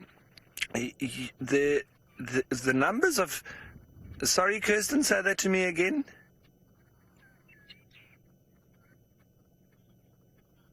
Siddharth. Okay, Siddharth, you're asking around the numbers of cheetah in the wild. Cheetah are actually vulnerable, if not, I'm just trying to think on the exact where they sit now on the red data list. She seems to have noticed something there. But they definitely know that they were vulnerable. I don't know if they are also endangered now, because their numbers are drastically dropping. There's probably only a few thousand of them left in the wild, where they used to be very, very well distributed around Africa. And I know that they also were well tamed up in the Saharan regions, and they used to be used to hunt game for some of the sheiks, and the Arabs used to use them, like they also do with the falconry, and they were very, very good hunters, and coexisted with humans as well. And I think even through to with the Egyptians, they also had a way of sort of taming them and assisting for hunting and catching food. But no, I know that there's only a few thousand of them left, but you could double check with that. The exact numbers are difficult to tell, quite like that with the leopards. And there's a lot of programs trying to rehabilitate cheetah that have been problem animals on different farming areas. There's the De Wild Cheetah Rehabilitation Center in the Brits area, or in the Gauteng province of South Africa. I've visited that many times, and that was actually one of the places. It's De Wild Cheetah Rehabilitation Center, but they actually had the first wild dog birth underground in an artificial den. They actually were able to film the first wild dog births underground, where they had double-sided glass, and they made a chamber where it was absolutely silent, and then they were able to video this. And in Namibia, they've got the Africat Foundation, where, as I say, with the largest free-roaming population of cheetah anywhere in the world, it makes sense to have a lot of assistance for them in Namibia. And the biggest problem there is obviously cheetah becoming problem animals with the local farmers, the sheep farmers, goats, cattle. You know, they would take out young cattle. We've just got a vehicle moving in here, one of the lodges also coming to have a look at this fantastic sighting. So the cheetah are on the decline, and also they say evolution-wise they're at a bit of a bottleneck, and a lot of the theory is that they've almost chosen a doomed path, because they're always going to be struggling with other predators and with human habitation as well. It's almost an impossible task for us to see cheetah living in the wild for indefinite periods of time. So that's one of the reasons why when I get a chance to be around cheetah, especially in the wild, I will take every minute and every opportunity to sit with them and stay with them. Look at that, those spurfowl now coming in. I wonder if they're going to go and give these cheetah a fright like they do with us when we get a fright when we're walking. We call them the heart attack birds because they always jump up at the last minute. Now that looks like a Natal spurfowl making his way in. He's doing a little bit of clucking. There's a pair of them. What are you guys up to? Are you going to go and cause nonsense here by these cheetah? Shame, that guy's just having a lovely snooze over there. I'm going to wake him up now. But it could be interesting. I wonder if he's going to alarm call. He's going to come waltzing past this sleeping cheetah. Maybe he's playing chicken. Is he going to run past? Is he going to walk past? He looks quite nervous. He's showing off to his girlfriend, maybe. And look at that. And they're normally one of the birds that will also indicate to us where there's predators around. And they're normally getting bumped off as a leopard walks through the grass or whatever, and they quada, quada, quada, quada, quada, quada, quada. It's just clucking as it goes. Cheetah nonplussed. And they're just happily walking past in the background. And you can see that youngster now really getting into his sleep in the late afternoon sun, as the sun heading towards the horizon. And that is quite bizarre. They're just taking their chance to come into the zone of a cheetah. I wonder what he's dreaming about. Chasing rabbits, I always think. Cheetah. Hello, pretty. Are you going to do a bit of a call there for us? You can see the spurs on the back of their legs. They obviously use that for fighting. A very pretty bird in this light as well. Little clucks. Not making too much noise. Okay, so from sleeping cheetah and pretty birds, let's head you on over to Rafiki Dave with pretty antelope.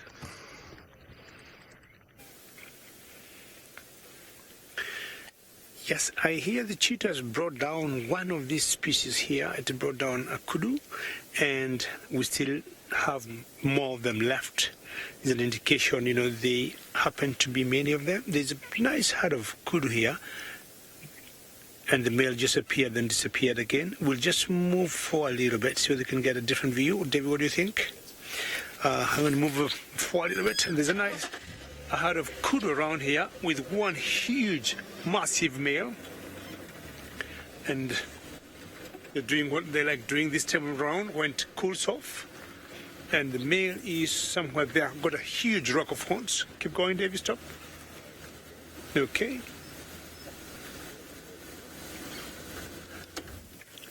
You can see the male there having a little bit of a scratch. And I'm sure he's the main dominant male in charge of all the females here. It's like a herd. There are so many young ones.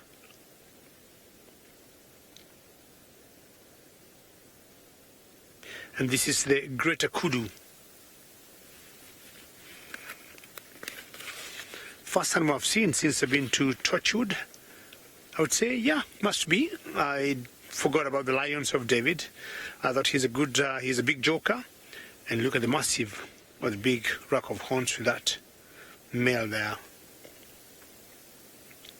It's like dead branches. Just thank you very much. Castor agrees. Very nice. They look like dead branches just moving in the bush. And interesting, you go back to Kenya, we got different, I would say East Africa, different kudus. This particular one, the greater kudu, you have also another type that's called the lesser kudu. For cheetah to bring down such an antelope, I think is something massive. So I don't know where the males were or the big ones were to defend that one, but if it was caught off guard, I thought, that was very good for that mother cheetah this morning.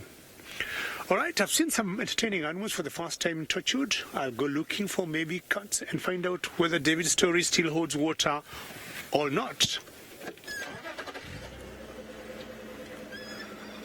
All right, David agreed, no lions, no dinner. Doesn't look with a very good eye there. He looks a very sad boy. The grass here looks taller. I don't know whether I'm right, but the grass here looks a little taller than in Juma. I don't know why. It's because I'm driving along a fire break, but the grass here looks, I would say, much taller. Yes, well done, David, there. Than in Juma. Maybe I could be wrong, but the grass here looks quite higher by maybe a few inches. All right, lions time. The temperatures have gone down pretty much now. And above all, I'm just enjoying myself, driving into a new area that I've never been before. Bush willows coming up as usual, leaves falling down because of winter.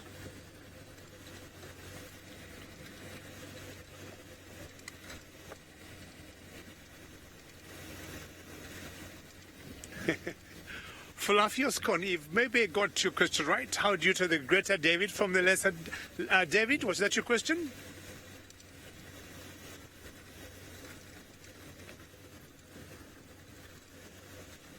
Well, I think I'm a little bit taller than the lesser or smaller David, and I'm a bit older.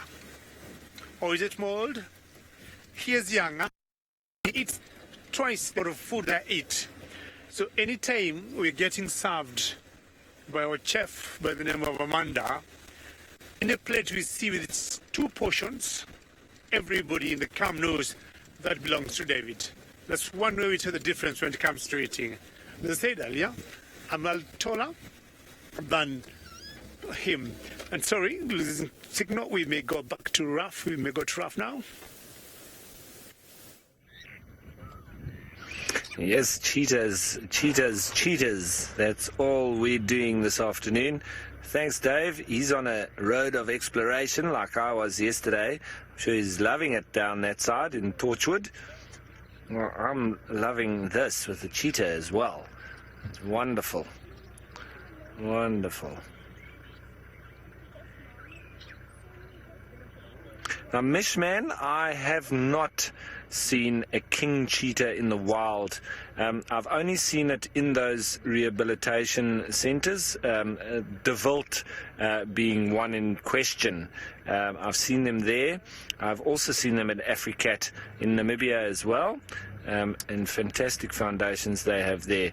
But yeah, if you do know what a king cheetah is, just a slight genetic variation in the color, where they have sort of those dots start to join, and they have almost like stripes. And so it's nothing physiological difference in their body shape or head or anything like that. It's just a slight color variation in terms of their spot patterns. And so initially they did think that they were potentially different or subspecies, like they did with the white lions or melanistic leopards, or, they thought they were different. But it's just a difference in their color.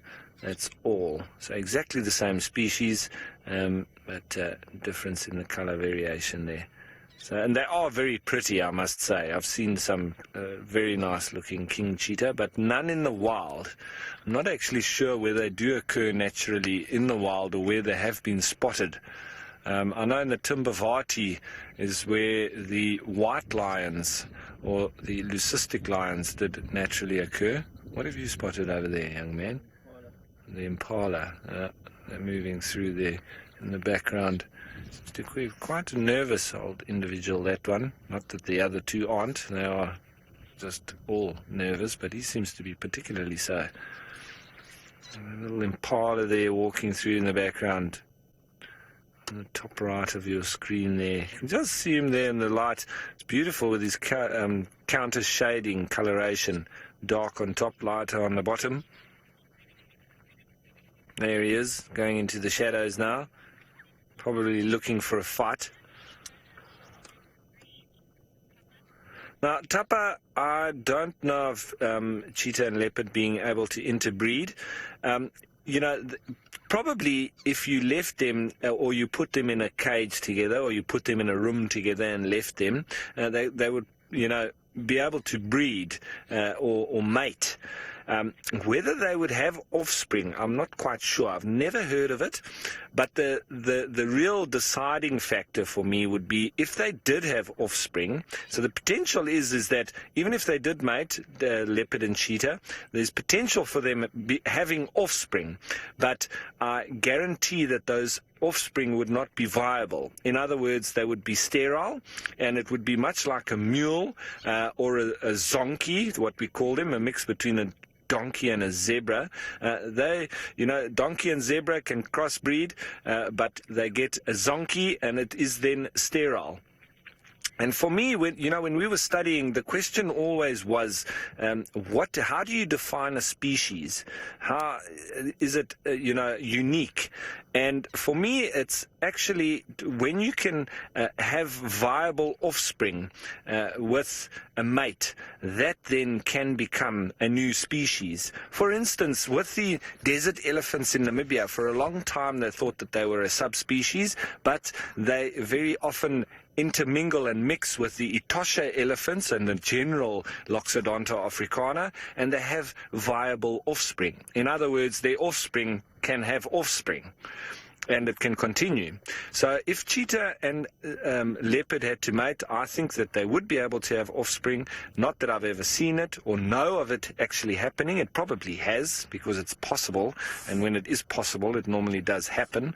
And I would then say that those offspring would then be sterile.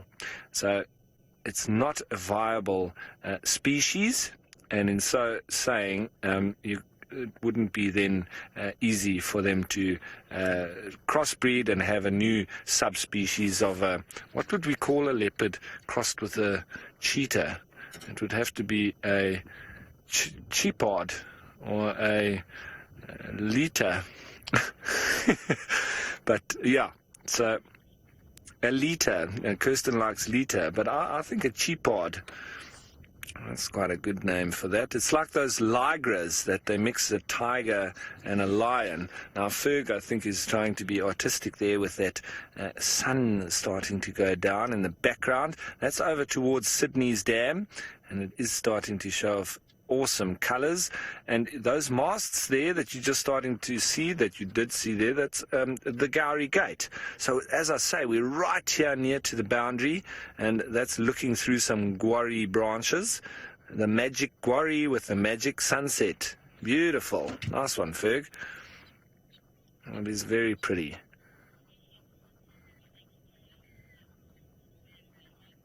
Now, that sun is hitting down towards the horizon, and we all know what that means for the bushwalk team. I'm sure they're on their way home. Off to them. Well, you know, I'm going out later, so I just thought I'd add my lipstick for the evening. Quite nice, eh? There was a leopard found on Weaver's Nest right now, in case David or perhaps Ralph wanted to go there. I don't know who it is. We missed it. How nice is this? So the guarri berry, not only very tasty, they're also... Don't you think it's nice? I think it's lovely. I think this is my colour.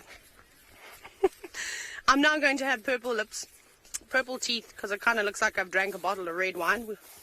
We'll just carry on with our walk. It's hard to feel like a lady sometimes when you're out in the wilderness. Craig, would you like... Ow, that was not nice. You God, I just walked over because I was trying to be funny and I wasn't concentrating. Little acacia got me. Look at those thorns. That wasn't very nice. That's going to leave some scratches, but oh well, off we carry on. So yes, as I was saying, it's very hard to sometimes feel like a lady out here. Can't be serious. How am I going to get this stuff off?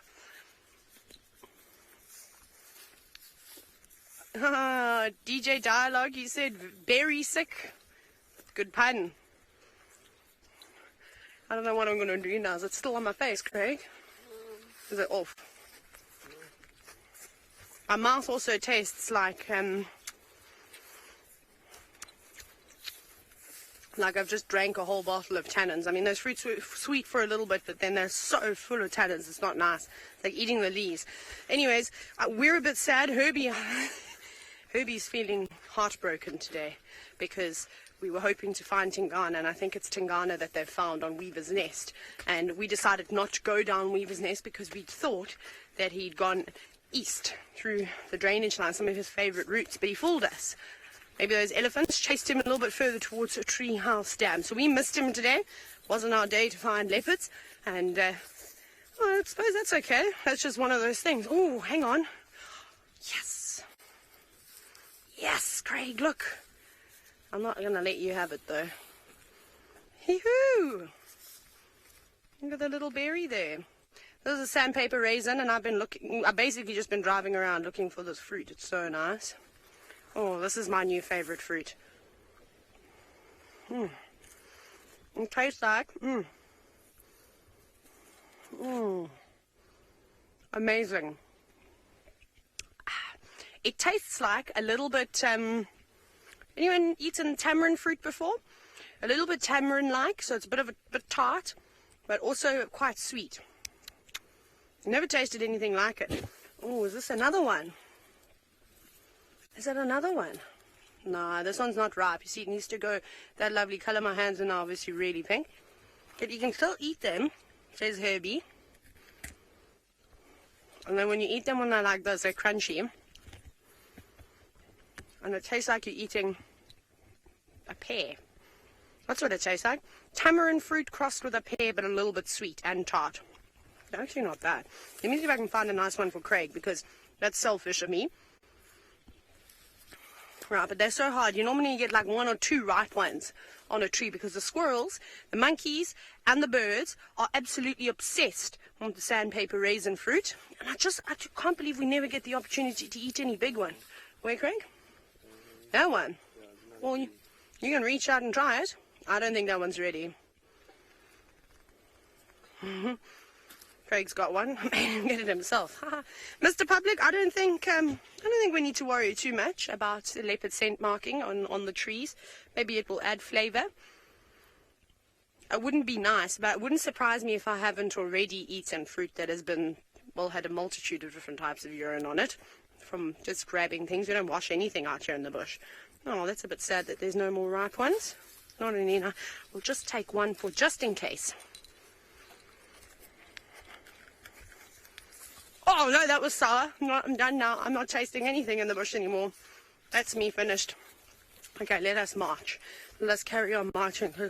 Herbie, I'm gonna have to catch up with Herbie and get a sip of water. That one was really sour, more tart than anything. Okie dokie, Ralph is obviously still with those cheetah who have got big bellies and fast asleep. Well, pick their heads up a little bit now, and I must say, Taylor, you're quite brave because those guarri berries are very sour. I know them very well, and I'm not a fan, so good on you. But, well, we're still just enjoying our time with these 3 cheetah as we watch them in their nervous behavior, just flicking their ears and always looking around, trying to see what's going on in the area.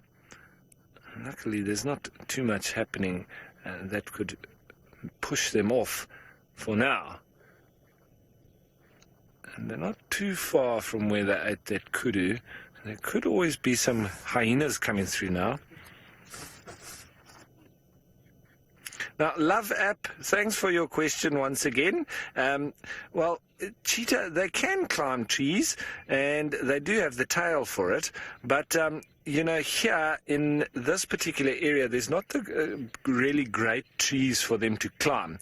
They're not very well evolved to climb trees, and well, getting up those marula trees like the leopards do, it would take a bit of doing from a cheetah. I've never seen one actually be able to get up one of those. So they more climb up, you know, sort of fallen trees that are lying on their side and that kind of stuff, but not real tree climbing like a leopard does.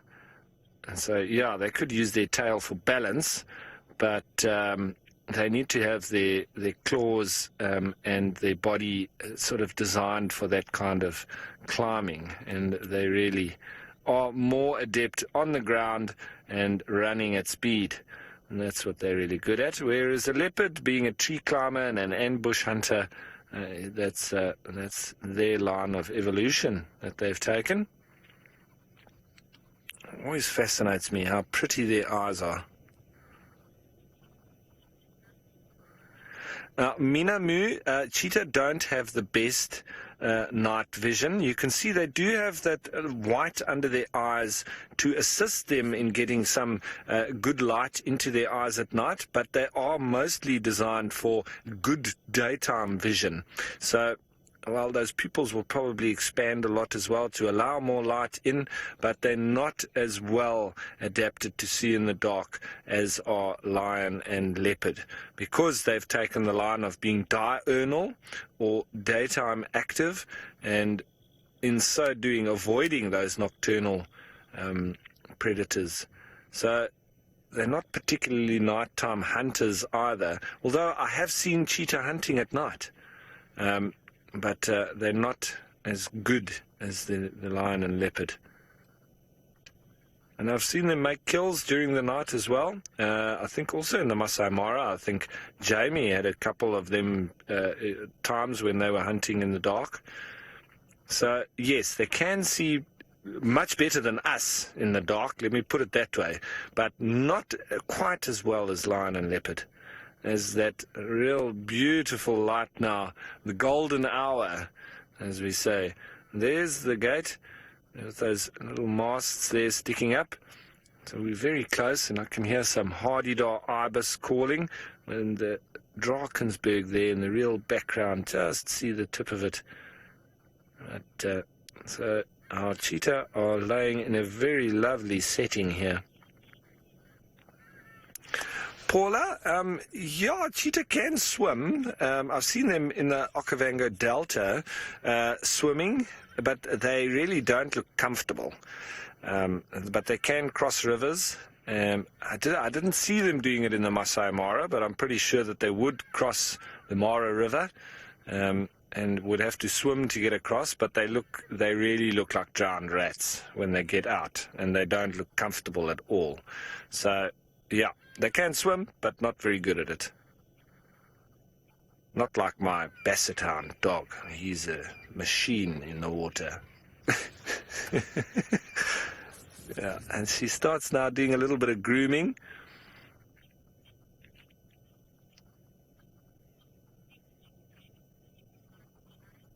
So, a very inactive cheetah, but still beautiful all the same. Now, I wonder if Rafiki Dave's found any clues of those lions.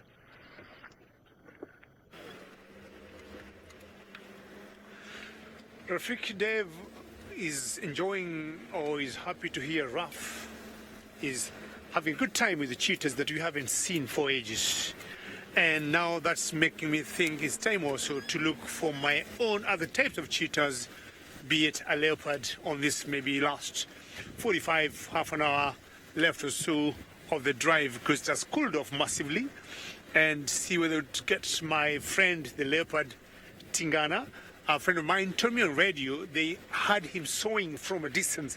They weren't very sure the vocalization. They could not zero in very well where it was. So I'm trying to head out the same direction they were, or where my friend is, and maybe combine efforts and see if we might see Tingana, my favorite leopard. The sun is going down, and I would want us to have a little glimpse of it. I'm sure it's all gone, but that sky to me looks beautiful. David, do you agree?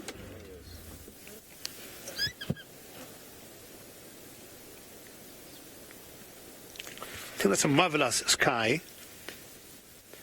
As I'll pause for a few seconds to hear if Tingana might show, or in the vocalization from him.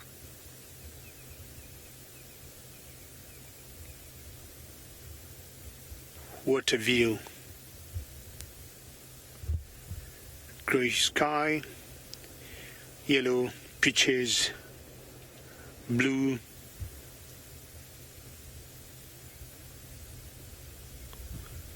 Green mountains in the background. I need to get the name of those mountains there. They're just wonderful. I hear they're called Bragensba Mountains. There's someone who whispered to me by the name of James Henry. And let's see. Look at that beautiful face. Where have you been, James, all this time? Flying. I even didn't know he has been with us, and this is interesting. And let me point out some Impalas there and see if I can give some directions to Tingana and know that he may have some food here.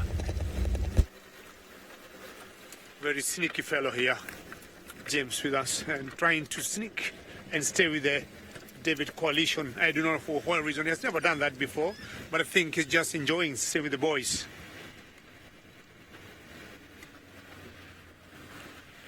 All righty.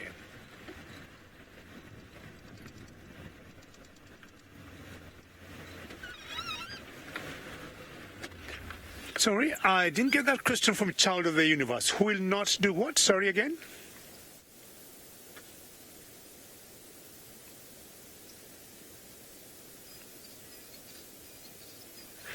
Oh, Child of the Universe, my apologies. And you'd like to know if impalas would ever call for a genet or a savocat. I would say not really, because the genets and savocats are not sizes that would be able to bring down or hunt an impala, unless I would say a savocat might go for a fawn or a lamb or a baby of an impala. That might make them most likely, make an alarm call if they see one. But in general, savocats I highly doubt. But for savocat, they've been known to go for the young ones. Very good-looking male there, with an oxpecker, trying to clean it.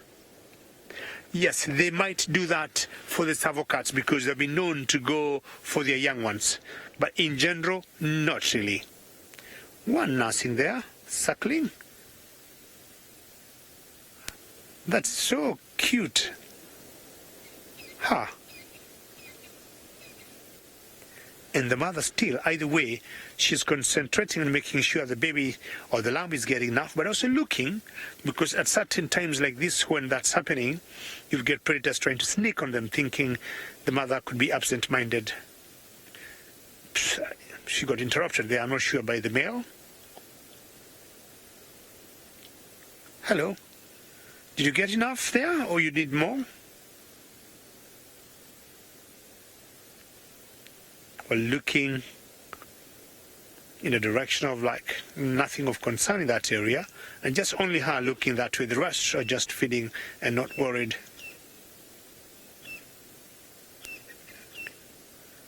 This could be the dominant male that has won these girls during this rutting season, and making sure he leaves his scent there. Lots of glands on the forehead, on the foreskin there. And you can see he got a little black mark like on the forehead, and that's most likely caused by all the rubbing of the sticks they do. Doesn't want to be left by the herd. He needs to catch up with them and make sure they remain in his territory. Lovely. Impala, keep enjoying your dinner, and what you need to do is to go to where the vocalization was for Tingano. You might be lucky to see him, but at least for a fact, he should know there's enough food for him here. All right. So the direction I'm facing now, that direction, about 12 o'clock, maybe another 10-15 minutes from here, is where my friend is, and he's trying to follow or zero in on the sowing he had. He hasn't sowed again. I haven't had any other news on my game drive radio, so it means he's now just looking, and I won't go and help him. And I think we'll have about 10 eyes all together looking for that leopard. Well done, and that's the best question I've had for a long time. David, can you get the camera on James' face for a few seconds? Kathy, what does that face tell you? He's trying to learn a few tricks from his bigger brother David, and as I said earlier, he is enjoying the coalition of the boys, because I did not see any reason why he wanted to come with us. Today he had his off. He's always a very busy boy, and today was meant to be his off break in the afternoon. But as I was finishing my cup of hot chocolate, he says, "David, don't leave me." So yes, Kathy, I need to teach him a few skills on how to track leopards. Kathy, do you agree with me? Please let me know, #SafariLive, and I'll be happy to know your answer. No rush, but I'm waiting to hear. This hour, alarm calls all over. Let's find out what Raf has had. So everyone, I've just come up towards the gate because I've heard these monkeys going crazy, alarm calling, and it looks like they're calling out towards Sydney's dam. Now, and there's also guinea fowl now starting to call over there. So I'm just looking out. Unfortunately, we can't go over there, but there's always the potential that whatever these guys are alarming at could be, have a drink and come in our direction then. So I just wanted to have a look. It would make sense if it's a leopard. So that's just why and those guinea fowl now are making a racket, as if there is something there. And I'm sure you can hear these monkeys.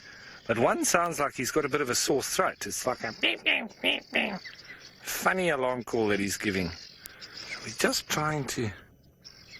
I might go back a little bit and see if we can see around this thicket that we're looking at. Yeah, sort of as Ferg's panning there, I think whatever it is somewhere around there. And as I say, I can't go in there, so we just need to look from a distance, and then hopefully he comes in our direction. So let's just quickly turn around here, see if we can maybe go back a bit closer to where the cheetah are, and just have a look from that angle. So those guinea fowl now are really starting to go nuts. So there's something there. The monkeys don't normally lie, and the guinea fowl now adding to it. There's surely something there. And actually, when the monkeys also started alarming like that, the cheetah, which are just a couple of 100 meters away from us, all three of them have now sat up, and they're all looking around. Louise, you going with lions? I'm going with leopard, but I would not be surprised if it was some lions as well. That would be lovely. Can't see anything through there. Might be down at the water itself. But we just keep popping in, having a look. Nothing there. There, is that the guinea fowl moving through there? Oh, no, what was that? That did look like something. Anyway, let me just go around, because that looked like tawny-coloured legs as you zoomed in there, Ferg. I think, can't remember who it was now, but you might be on the button with lions, because that looked like lion coming past. I think I saw tawny-coloured legs. Now, I can't be naughty and go over there. It's so tempting. Regs here, and it's all for a good cause and a good purpose. Now, let me just swing my nose over there like that. Okay, you're right there with that aerial. Let's have a look from here. So whatever it was moving in that direction. What could it be? No, I'm not seeing anything. Anything over there? No. Goose there. Wonder if we're going to spot the goslings. Not seeing anything for now. I'm also just checking with my binos. And there's a heron, but not a lion. The monkeys have gone quiet now, so it did seem like that. Whatever. Oh no, there the monkeys are still calling now again. Come on, guinea fowl, tell us where they are. And that monkey's got a really sore throat. He's been smoking too much. Hardy-dar Ibis calling there now. Not seeing anything. We'll just have to wait a little bit. I might go a little bit further up the road just to get us a different perspective that we can see a little bit further back. Let's go a little bit further.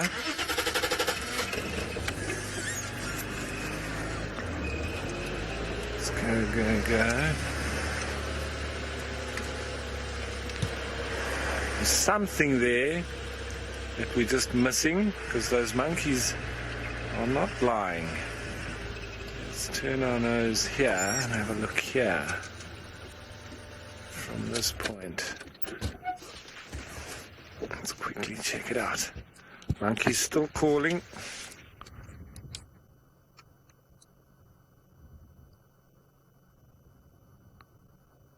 Not seeing anything, but they could have, whatever it was, disappeared into that grass. Almost just have to wait and see. Monkeys aren't as excited as they were a minute ago. So, but they're still calling. So whatever it is, they can still see.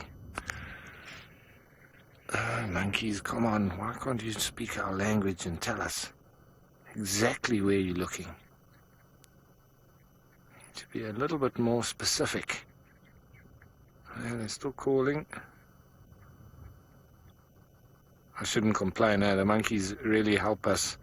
So do the guinea fowl. Without them, we would really miss a lot of predators. Between them and the kudu and the impala and the nyala, they really do help out in letting us know where the predators are. Okay, so while we still try and work out what it is that these monkeys are alarming at, let's head you on over to Dave and see how his search is going with Tingana.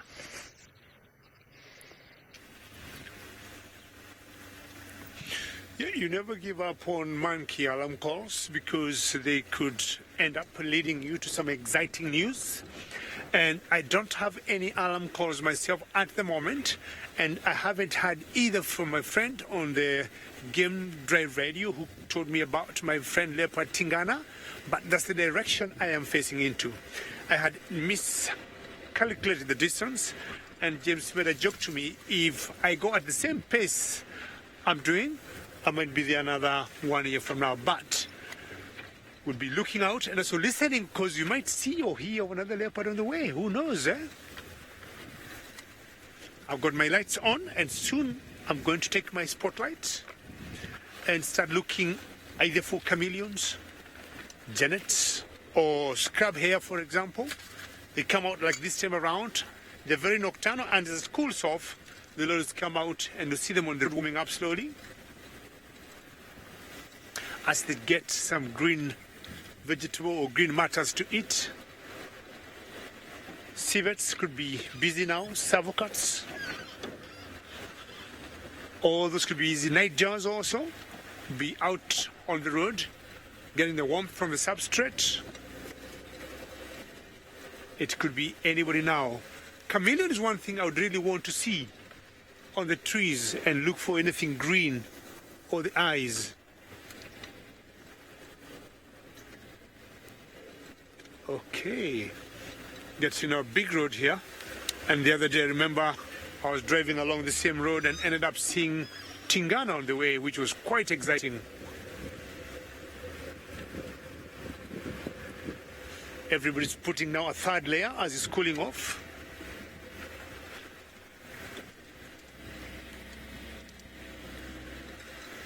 Right, let's find out what Ralph has to tell us.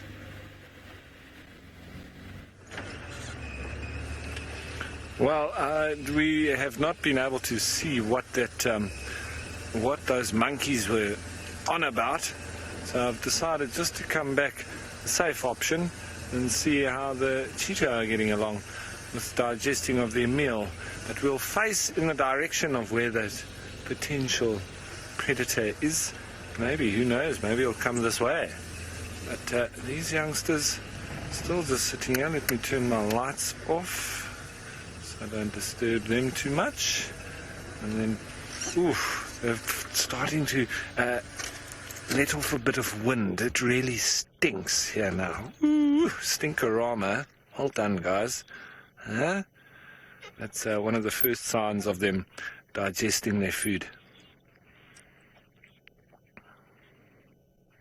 Now, Bobby, cheetah don't. They will stash their cubs in a type of den site, like an aardvark hole or whatever, but they really move regularly, just for the sake of not being caught. Phew, guys, yes, like stinkerama. They really let. You think maybe that's what I did. Okay. Now, Ferg says maybe I parked us on a poo. I think it's them letting off gas, but maybe Ferg's right. So, yes, cheetah will move their cubs very regularly for the sole sake of keeping ahead or trying to keep them away from any predators that maybe work out where they are. So they do den, but very briefly. They'll move from den site to den site, and not particularly going back to a den site either. They'll shift every couple of days. As they get older, they then can stay a little bit longer, but then the quicker they can move with mom, the better, actually. And so then they'll move along with mom. And it's once they pass that sort of honey badger looking phase, then they move with mom, and that's just a couple of months in. So, but a very vulnerable stage in those early months. Yeah, I think.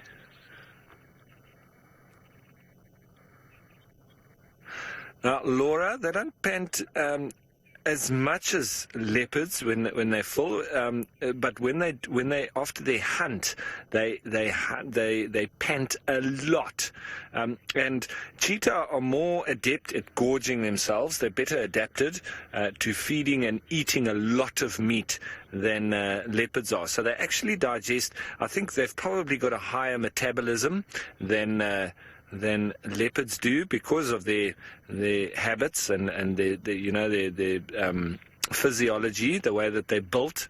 So I think they really, that metabolism is dealing with it, and they don't need to pant as much because of as a result of that. Now, everyone, I think we're going to switch over to infrared because it's getting to that time of the evening. So there we go. So we're over, we can see now a little bit sort of greeny color, a little bit all black and white, and that's just our night vision type that we're going into now. Black and white, says Kirsten. There we go. Ferg, I think you're right. We might have driven on a poo here. It really stinks. Jeez, like, hey?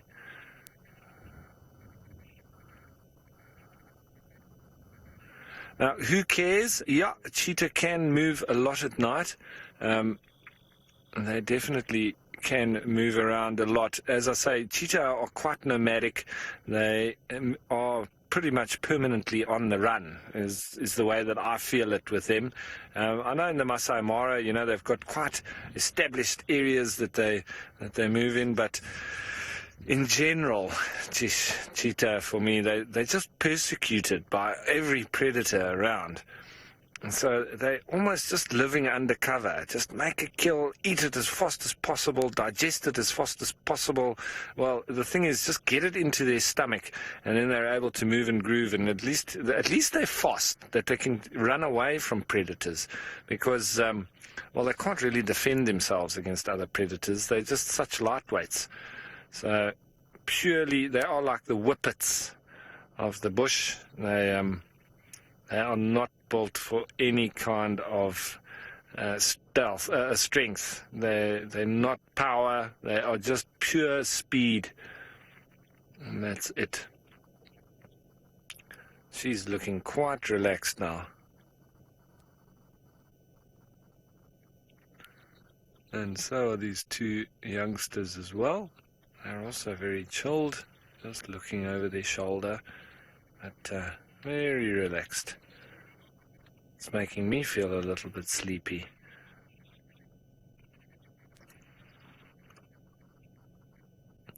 Now, it seems there's all sorts of lessons going on with Rafiki Dave, and I hear he's teaching a little bit of tracking to James.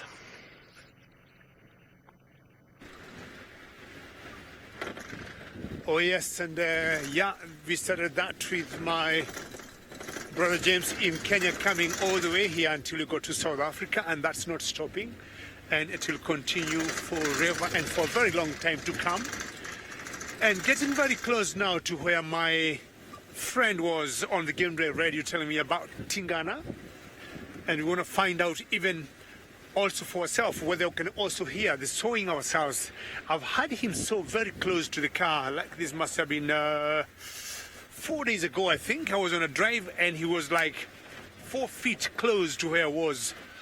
As I'm crossing now the Muromati River, sometimes I'll always stop, look left and look right, and anything interesting, either reduction, not much, because this sand are going together. It gets warm during the day by being hit by the sun, and you would imagine a cat might come there and have a nap.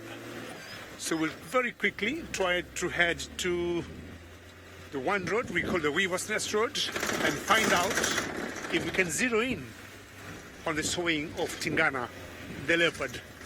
Maybe for those who are joining us, you might wonder what I'm talking about, but Tingana is a male leopard that I've come to like and always found a lot. I've been seeing it so many times, so I don't mind seeing it again today. I saw it in the morning today, but it was not for long before he entered in a very deep drainage, and there were some elephants, close to it, and I think the elephants might have traumatized him a week ago, and he did not want anything to do with them, and he took off. We did not find him again. Could be the time to see him before we head home to camp.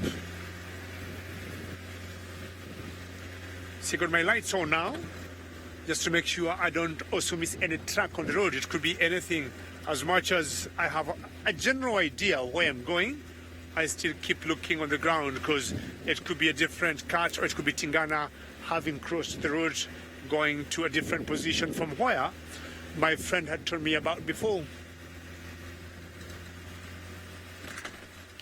Roughly still with those spotted cats.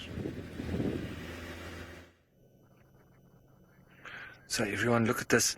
My suspicions were correct. There was a leopard in the area. It's just been sawing off down towards the dam. Now I'm just going to try and follow up a little bit behind them. Sorry for I don't want to lose them. I think they might be going up the road. I hope they don't go off the property. But look at them now, very sheepish, just running along the road. And we'll just follow up behind them. Yeah, so it sounded like a male leopard calling at Sydney's dam. So I think it was Louise who thought it might be lions. I think you were wrong, Louise. I might have just got the luck on that one. Don't want to fall down in that hole. And so it immediately made these cheetah very nervous. And this mom's not going to hang around with there being a leopard nearby. So that's them now, and she's now actually running up the road, showing full bellies and all. She needs to get away from this leopard, because if the leopard comes up behind and finds these two little cubs, it will very quickly kill them. So they're now heading up the road. Good show. Here we are. Not really looking back at me, obviously worried about that leopard that was just rasping, sawing at Sydney's dam. So they're heading up the road now. Please turn south, turn south. Could be Tingana. It could also be that leopard that we were looking for this morning. We were thinking it might have been Gajima, because he was really evasive on foot. He literally rasped within 20 meters of us, and when we went looking for him, he just vanished. So, and the guys were saying that now we've got alarm calls at the cheetah. So the cheetah being clocked by the Impala to our north. See, now they're on the run, hey? Just getting away from this leopard.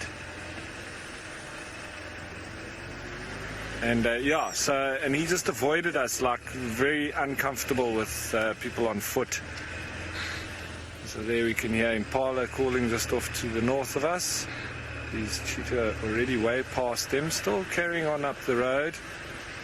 There they are, lots of alarm calling now. The Impala are clocking them. Keep jogging up the road. Yeah, everybody, I agree with you. I hope they keep safe, but, well, they wouldn't have gotten this far without them, and without this mom being very, very cautious. Oh, she's heading the perfect direction as well. Is that her, or is that one of the cubs? One of the cubs just headed into the block. Oh, it's come back out again. Just keep our distance. We don't want to make them any more nervous than they are already. They're up ahead of us. You can see them just on the road there, just in the light. And it does seem like they would go to the south.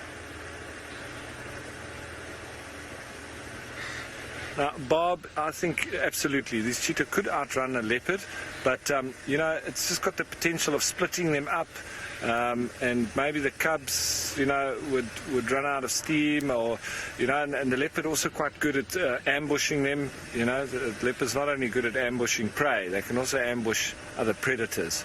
So she's just, as soon as that rasp came, they all sat up, and she then said, right, we're out of here.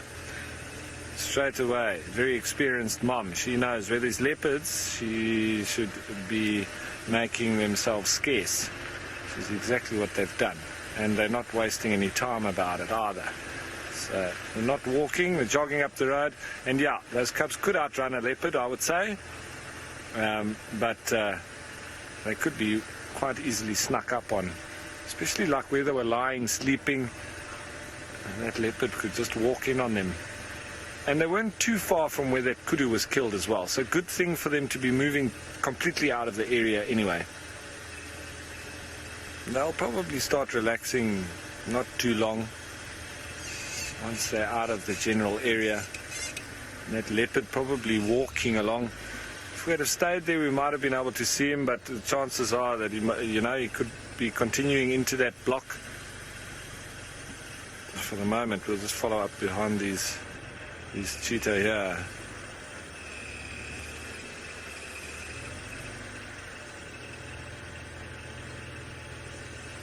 Now, Irene, yes, cheetah, they are definitely also opportunistic hunters. I mean, you know, they would walk up the road. If something had to jump out in front of them now, there's every chance that they could grab it. And and just kill it.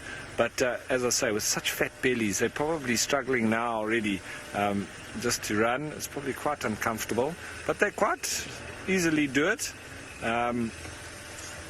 But you know, the real commitment won't be there when they got such fat bellies. It was like when we were watching Shudulu the other day. She had every chance of taking another Impala, which would have been very opportunistic, but she's just not totally committed because she had a full belly already. Well, not a totally full, but she had eaten quite a substantial amount of that Impala ram. So, yeah, it just comes down to them not being completely committed. Once they've eaten a lot, if something presents itself totally easy, they'll obviously kill it. And then they've got more food. But you see, cheetah aren't really stashers or cacheurs like leopard are. So for them, it's mostly about kill, eat, move. Kill, eat, move. Kill, eat, move. That's their kind of habit. And whereas leopard can kill, stash, go and kill another one, stash, and come back and eat at will. Ravinda, if they had to stumble across a hyena now, I think they'll probably do what they're doing, just run away. So that is their best weapon, is it, for the cheetah? Their speed. So that's why I say it's effective in terms of surviving, but it's not, for me, it's not a long-term solution. If you're just continuously running away from everything, sooner or later you're going to get caught. And that's what happens with cheetah, you know. So that's why I don't think it was the best tactic for them to go down, or the best evolutionary line. It's a shame, really, because they are such beautiful animals. And there's nothing better than watching a cheetah in full flight when it's chasing down a topi or a gazelle, or like this morning a kudu. Unfortunately here, you know, it's not open like in the Maasai Mara or in you know, sort of more open areas where you could watch the whole hunt unfolding. Yeah, once they go into the thickets, it's almost impossible to follow. It's a little bit like with the wild dogs. So now they are relaxing a little bit. They're not quite as anxious as they were a minute ago. They're just slowing up now, but still moving along. And see, Mommy's still checking back every now and then, just making sure and get a little bit of a jog on again, just to get that ground, eh? Get that ground covered and get moved away from that leopard.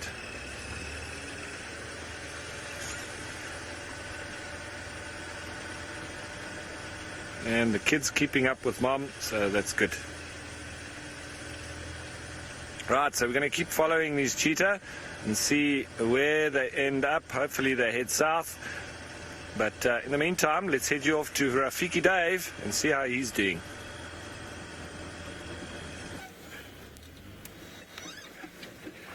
I am doing better than Raf because I'm getting very close to where maybe the leopard Tingana might be.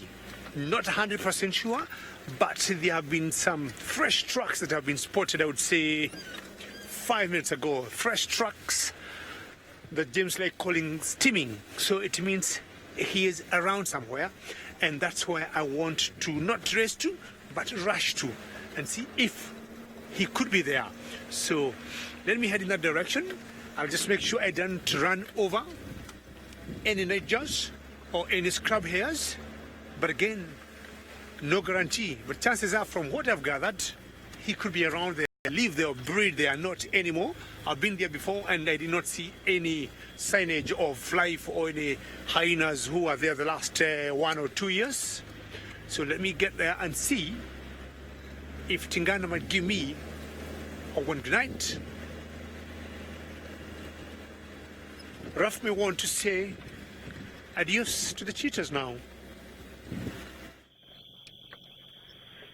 Okay, so everybody, that is now the cheetahs heading north into Biffle's Hook, and unfortunately that might be the last that we see of them, but good for them. They've gotten themselves a lovely feed. They've gotten themselves out of the vicinity of a leopard, and there's another leopard calling.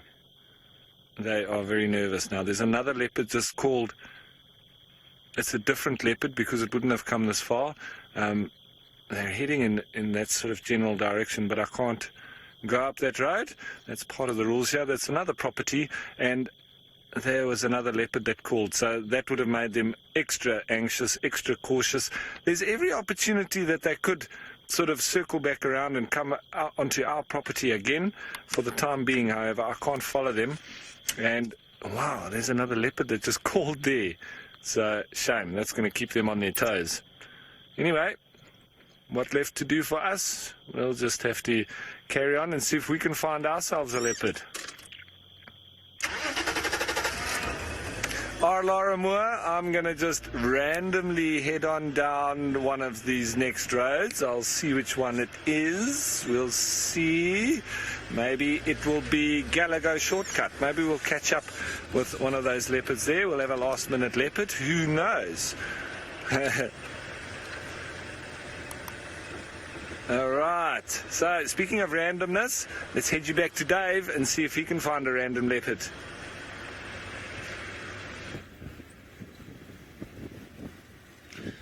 I learned a new, or Raf reminded me of a new vocabulary I've always known called randomness. And I think randomness in life is very interesting. And that reminds me of the royal wedding we had the other day. Was that a random wedding or was it not? So I really need to know what randomness means, because David is just laughing. And where and when can we apply the word random or randomness? So anyway, enough of that randomness. So I'm trying to do a randomness check, last randomness of the Tingana leopard. If he is anywhere here, this is what used to be the hyena's den. As my friend might have given you directions. So let's see whether anything could happen here, or it could be a randomness of emptiness.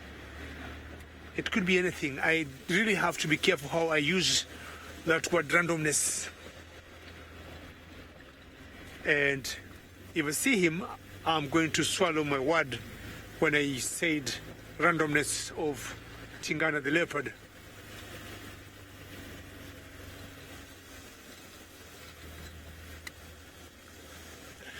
Monkey, you'd like, or why you asking why is James not holding the spotlight? And he did exactly that.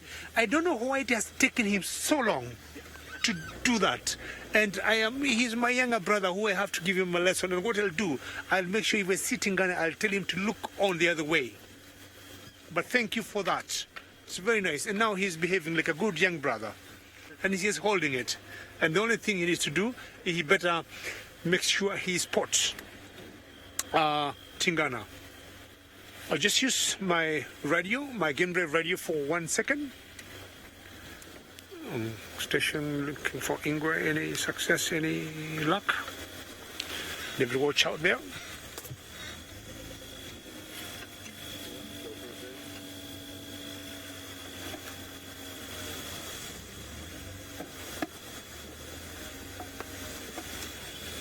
Keep going.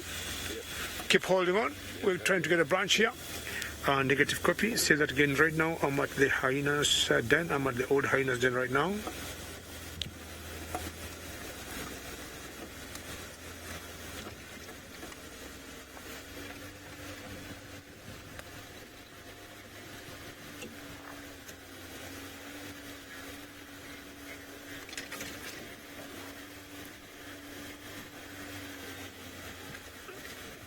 Copy that. That's the other end. Thank you very much for that. Thank you very much. Well, doesn't seem to be showing up, and we got finally, and James has done some magic here. Can you see that chameleon there? Yes.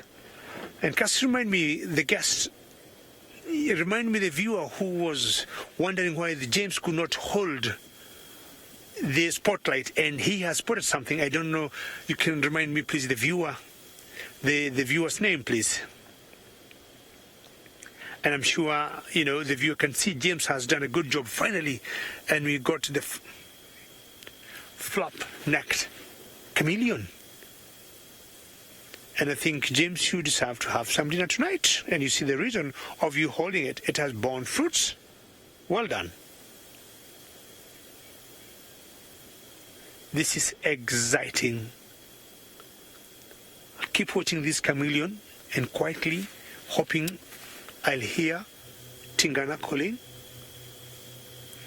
doing a bit of sewing, and that will give me some very good leads tomorrow morning. I will know where to start when I come out for my game drive.